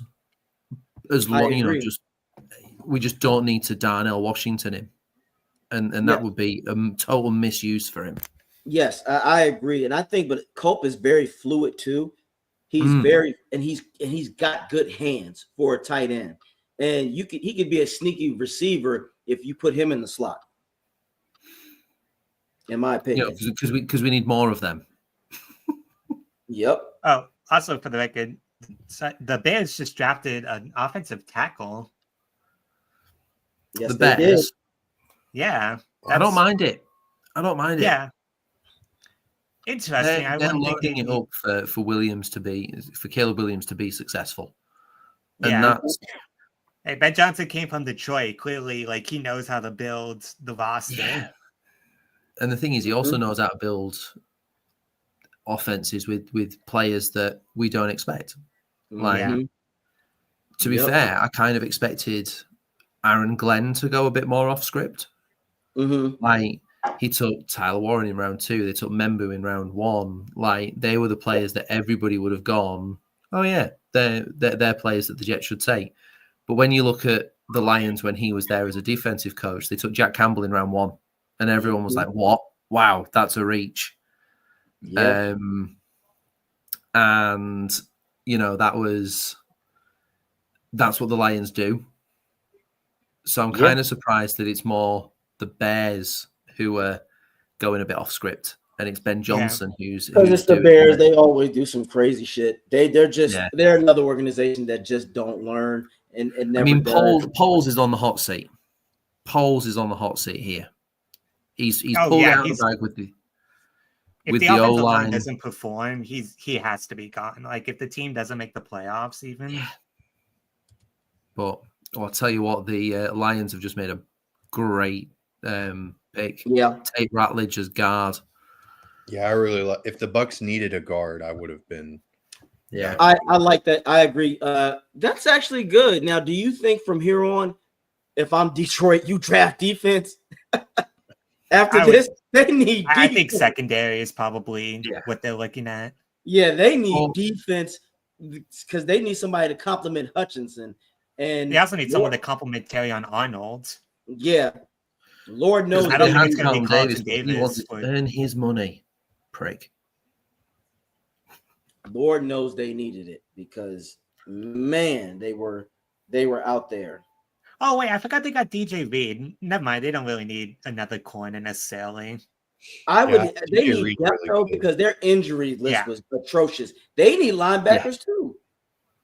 They do. They need linebackers. So can I also just circle back to something? Right. A few of these linebackers that you were mentioning, they might literally drop in the third. Damn, good call. Carter and Bossa especially. I feel like they low-key could maybe even be there in the 4th round. Bassa should be there. Bassa should be there in the 4th. I highly doubt he makes it to the 5th. What about Jay Higgins from Iowa? Do you think he'll be in the 5th or 6th? He'll probably be. I think he might go undrafted. His combine numbers, awful. Like he might be one of the slowest linebackers in this class. Who was that? It was that bad. Like it's brutal, and it's tough because like he was really good in college. Don't get me wrong. I was about to say his coverage in college was on point. Right. Yeah, it's just tough. Like his projectability is really difficult because like he's not really a massive dude either. Like he's not really super strong. He's not huge, and he's also slow. Doesn't really have explosiveness. Like he didn't test well in agility. Like he has no like ceiling. He has nothing basically. Like it's all floor with him, which his floor could be fine, but like it's not a high enough floor to make up for the fact that like whoever he is as a player right now, that's it. Like he's not he's somebody's project if they pick him up. But the thing is, like, there's no projectability. So even if he is a project, like you can't really like there's nothing to work with. You know what I mean? Like he's just kind of I don't know. Yeah, I'm not a huge fan of his, but like I'm not a huge fan of his in terms of like being drafted by the Bucs because I think Light is just going to look at those combine numbers and look at his athletic ability and be like, yeah, no, get him off of my depth. Like I want. Like, he probably shredded his scouting report. He's like, he saw it come to his desk and just like, Bowles probably said, guys, what the hell is this? Get this shit off my list. Yeah, because they love their athletic monsters. Like they love the high relative athletic score guys. Like they're real big on that. And in their defense, like it's gotten them some good players at the end of drafts. Like Zion McCollum was a really high RAS guy. Yeah, and like I know like he's like kind of a divisive. Or was he 10? What's that? Was Zion McCollum a 10 on this scale? I don't remember, but I remember it being stupid high. Like I It was like remember 9.8 at least. Well, Yeah. and Zion's speed is like that too. Didn't he run like a 4.38 or some shit like that? it was something crazy. Yeah, it was something Yeah. crazy. I don't remember the exact specifics, but I'm not getting started on Zion McCullum because I'm not. I know people like him. I am not a huge. for sure, If I he get. played like he yeah. did at the beginning of the year, like Yeah, I he would got be off so to a much more smoking start, confident. but I I don't think know. Like he just seems to switch off. Like every so Well, often. He played if you so look bad at it, down the stretch. Mr. Bucks fan, look at the scheme when they make Yeah, when we said he this, didn't we? makes them We said the hesitate. scheme was the problem. When Bowles makes their corners hesitate or play cushion, they go to shit like that because in a way they're relying on the pass. In my opinion, I think when they play that, they're trying to rely on the pass rush to get there. But when it doesn't, they don't know how to because No, we've not had a pass rush for But- a couple of years now. yeah, Like, and in the corner's defense, let's say after 5 yards, they try to get physical. Now you're going to get an interference. You see, But- that's 100%. why I think Bowles has to call it one or the other. If you're going to let these men play cushion, your pass rush damn sure has to be there. But if not, just play aggressive. I think Dean and Zion, when they have one assignment, and that's just stop the wide receiver, the Bucs defense is dominant because now here's another guy that's got to step up because he regressed last season. Yaya, he has to step up. Well, he did so Well, he much started best, the he just season kind of injured, didn't he? plateaued. I think he started injured, but he was also it proved that he didn't take that leap where he can handle double blocking because when they doubled him, he was neutralized. But with the addition of Hassan is going to command double. What's up? Who was he next to in the line? Shit, he did. I mean, realistically, Anthony Nelson, Logan Hall? Yeah, Logan Hall. There you go. Yeah, I guess technically Shaq Barrett again. And Shaq was trying to get back in, and we all know about JTS. He was washed. Oh, JTS was dreadful. It was an experiment. JTS has been washed since his second year. Yeah, I would have been like the Logan such a Hall weird mention. experiment. Logan Hall is the reason I would have been cool with the Bucs taking an interior defensive lineman in round 1. Like that would have been understandable. The thing is, there's a defensive lineman who I think is still available, and well, to be fair, there's two, and the two names that I'm looking at, Shamar Turner. Yeah, I love love Shamar Turner, and has Omar Norman Lott gone either? I don't think he's gone yet. No, he hasn't. No. They're in the third round. I keep getting Shamar Turner and Shamar Stewart mixed up, so in my head I was like, no, Shamar Turner went to the Bengals. I think this third round pick is going to be the uppercut, the exclamation where we go, hell yeah, good job, Light, because Light loves to make an interest in the third and fourth. That's where he gets he makes his mark. Like, oh yeah, I got somebody for y'all that y'all didn't even think that was going to be here, because it's still shaping up for the Bucs to get what they need. Now that has anybody even look? Do you think Azaria Thomas is gonna get picked up, guys, this round? Is it just a matter of time? There's still a lot of really good corners on the board. Yeah, there's there a are lot some really good corners on the Javon board. Bevel Jacob and Parrish Tim is still was there as well. there. So you got Jacob Parrish, Jacob Zay Parrish. Alexander, Darius Joel Jordan hasn't been Williams. drafted either, has he? Is Shavon Revel still there? Yeah. Damn.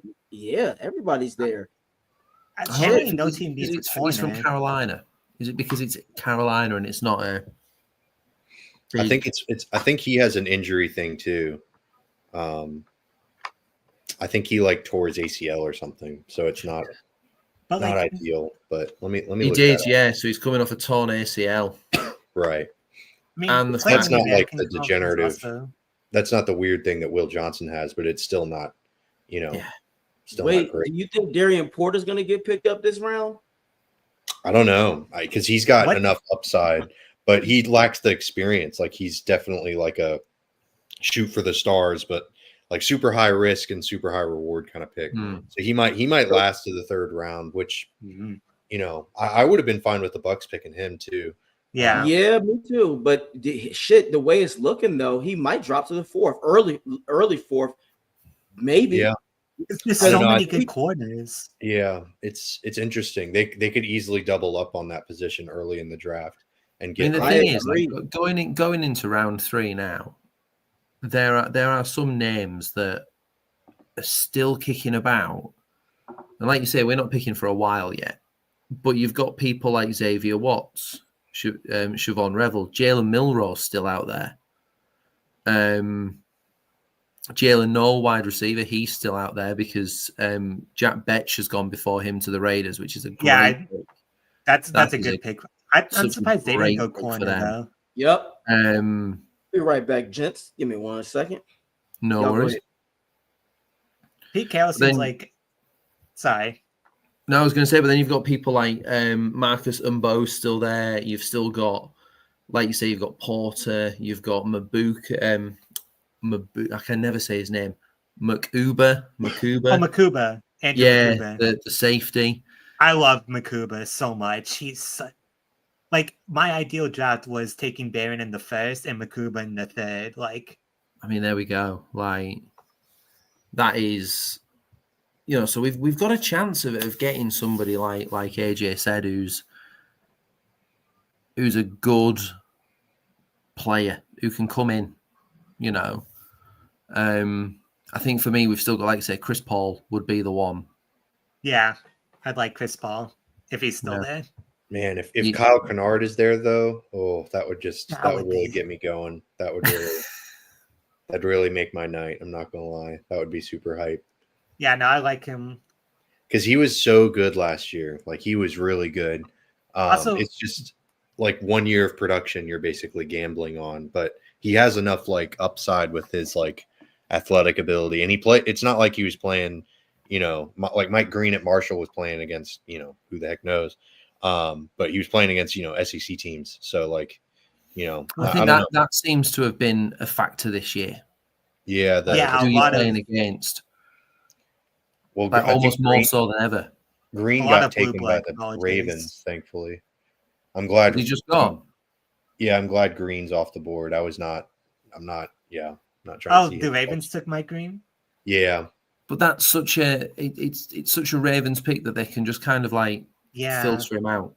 Like if it doesn't work, they can just it's not that big of a deal because they're super sensitive with it. Just like Justin Tucker.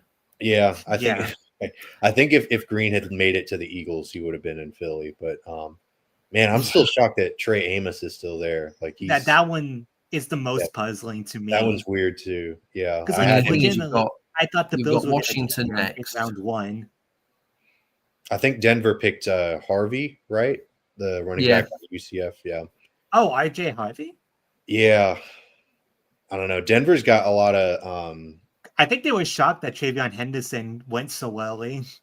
Travion, I love Travion as a running back. Like, he's probably my favorite running back in this class, or other than Genty, obviously. But I mean, I'm a UNC fan, so Marion Hampton was always Marion Hampton's great too. I guess I should. He's my favorite non-first round pick running back. Yeah, that's fair. I mean, Hampton's going to have a great season, dude. Behind the Chargers O-line, that is so good. That is the best landing spot you could ask for, except maybe the Bucs.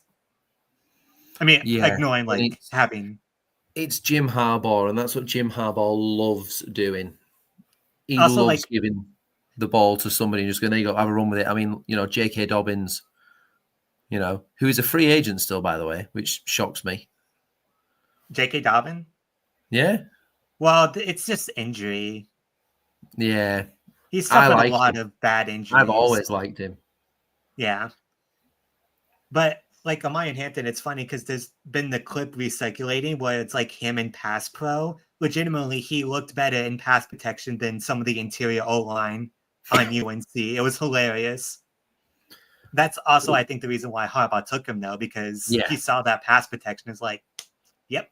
Absolutely. I can have somebody who can just keep Herbert safe. Ooh, the Commanders got Trey Amos. That is really good for them because they kind of needed it. They got Trey Amos? Yeah. Yeah, that is value. Man, I'm so sorry, but if we play them again in the playoffs, I want the Bucs to just beat the fuck out. want to beat I them in the detest them. playoffs. I detest them so much because they just. I still think that, in my opinion, Jaden is going to regress just because the NFL is going to catch up to him, and their schedule this year is tough. It's the Cliff Kingsbury factor as well, isn't it? Like, Well, yeah, and then a lot of people are They going did to kind of have the mini cliff, but I just think that it's going to be a lot harder. This is their schedule coming up this year.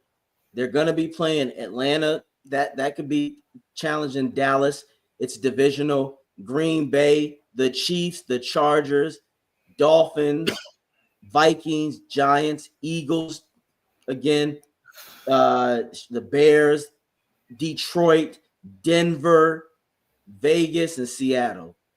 So their schedule is pretty. the NFC North is tough. Having to play the NFC North that's got to be. That's and a they're not tough beating the schedule. Chiefs. The Vikings might be a wild card because we don't know JJ McCarthy, like what he's going to be like. But yeah, Lions, Packers, maybe the Bears. We'll see. Again, that's kind of. Yeah, but I'd say their ceiling might be 10 or 11 wins again. I was just thinking 10. I was honestly thinking 10 because that's tough. Yep, they're going to most likely split with Dallas and the Eagles. I honestly don't think they split with the Eagles. Oh, you think the Eagles sweep them? I'd be shocked if the Eagles, because the Commanders play them tough usually, but. Thank y'all for having me on. I got to take care, Carter. Go ahead, man. Take care of yourself. Go Bucs. Yes, sir. Y'all have a good one. But yeah, I think when it comes to the Commanders, like you said, you might be onto something, Devin. The Eagles might sweep the Commanders because they took having to play Kenny Pickett and a lot to go right to even beat them once, right? Like in the regular season. And look, listen, I like Jane Daniels. Like watching him play is a lot of fun. Yeah, there is good evidence to suggest like. Because like he had a pretty good season for a rookie, so it's easy to be like he's probably not going to be as good as like that season. Like CJ Stroud is a perfect example, right? But I mean, and that's the thing. Like CJ Stroud, he had that amazing season. Second season cost Bobby Slowick his job. Yeah, well, part of it was like the O-line was legitimately terrible. Yeah, it was bad. Like it was bad. It was bad. And I think the Commanders are trying to shore that up for him, ironically, by getting Laramie Tunsil, which is kind of funny now that I'm thinking about it. Right. But, like, that's still an upgrade than what they had before. It is, and that's almost like they've gone, we win now. Like, but we the got thing so is, close. Like, why not? You have a rookie QB not? contract. And let's be real, y'all. The NFC is still going to get more competitive. The Bucs, Detroit, Green Bay, Minnesota. Then you have the Eagles, it's the Rams. All those teams right there are going to be legit. Put it this way: I think this season, if the Commanders can't win the division, they're not getting to the playoffs. They have to win the division. I wouldn't be shocked if at 10 wins they don't make the playoffs. Exactly. So we're gonna wrap this up, y'all. You guys go ahead. Y'all take it easy. I appreciate y'all being on. Devin, Mr. Buck fan, a pleasure. Go Bucs. And we're going to finish it. We're going to wrap it up, and we'll be back sometime to talk about the entire draft. Y'all be easy. Absolutely. Thanks for having me on, guys. See you later. Yes, sir. Take care. All right, y'all. We appreciate y'all being in here, checking us out. Again, always check us out on Bucs Report, the Aftermath 102.9, the Game, Broad Street South Radio with my co-host Slick. Also, you can check my YouTube channel out. It's about Bucking Time. I made a video about the draft. And also check out my TikTok, AJ Turnup. And y'all be easy. All right. Enjoy the rest of the draft and go Bucs. I don't know what to say, really. 3 minutes till the biggest battle of our professional lives. All comes down to today. Either We heal as a team, or we're going to crumble. Inch by inch, play by play, till we're finished. We're in hell right now, gentlemen. Believe me. And we can stay here, get the shit kicked out of us, or we can fight our way back into the light. We can climb out of hell. 1 inch at a time. Now, I can't do it for you. I'm too old. I look around, I see these young faces, and I think, I mean, I made every wrong choice a middle-aged man can make. I pissed away all my money, believe it or not. I chased off anyone who's ever loved me. And lately, I can't even stand the face I see in the mirror. You know, when you get old in life, things get taken from you. I mean, that's part of life. But you only learn that when you start losing stuff. You find out life's this game of inches. So is football. Because in either game, life or football, the margin for error is so small. I mean, 1/2 step too late or too early, and you don't quite make it. 1/2 second too slow, too fast, you don't quite catch it. The inches we need are everywhere around us. They're in every break of the game, every minute, every second.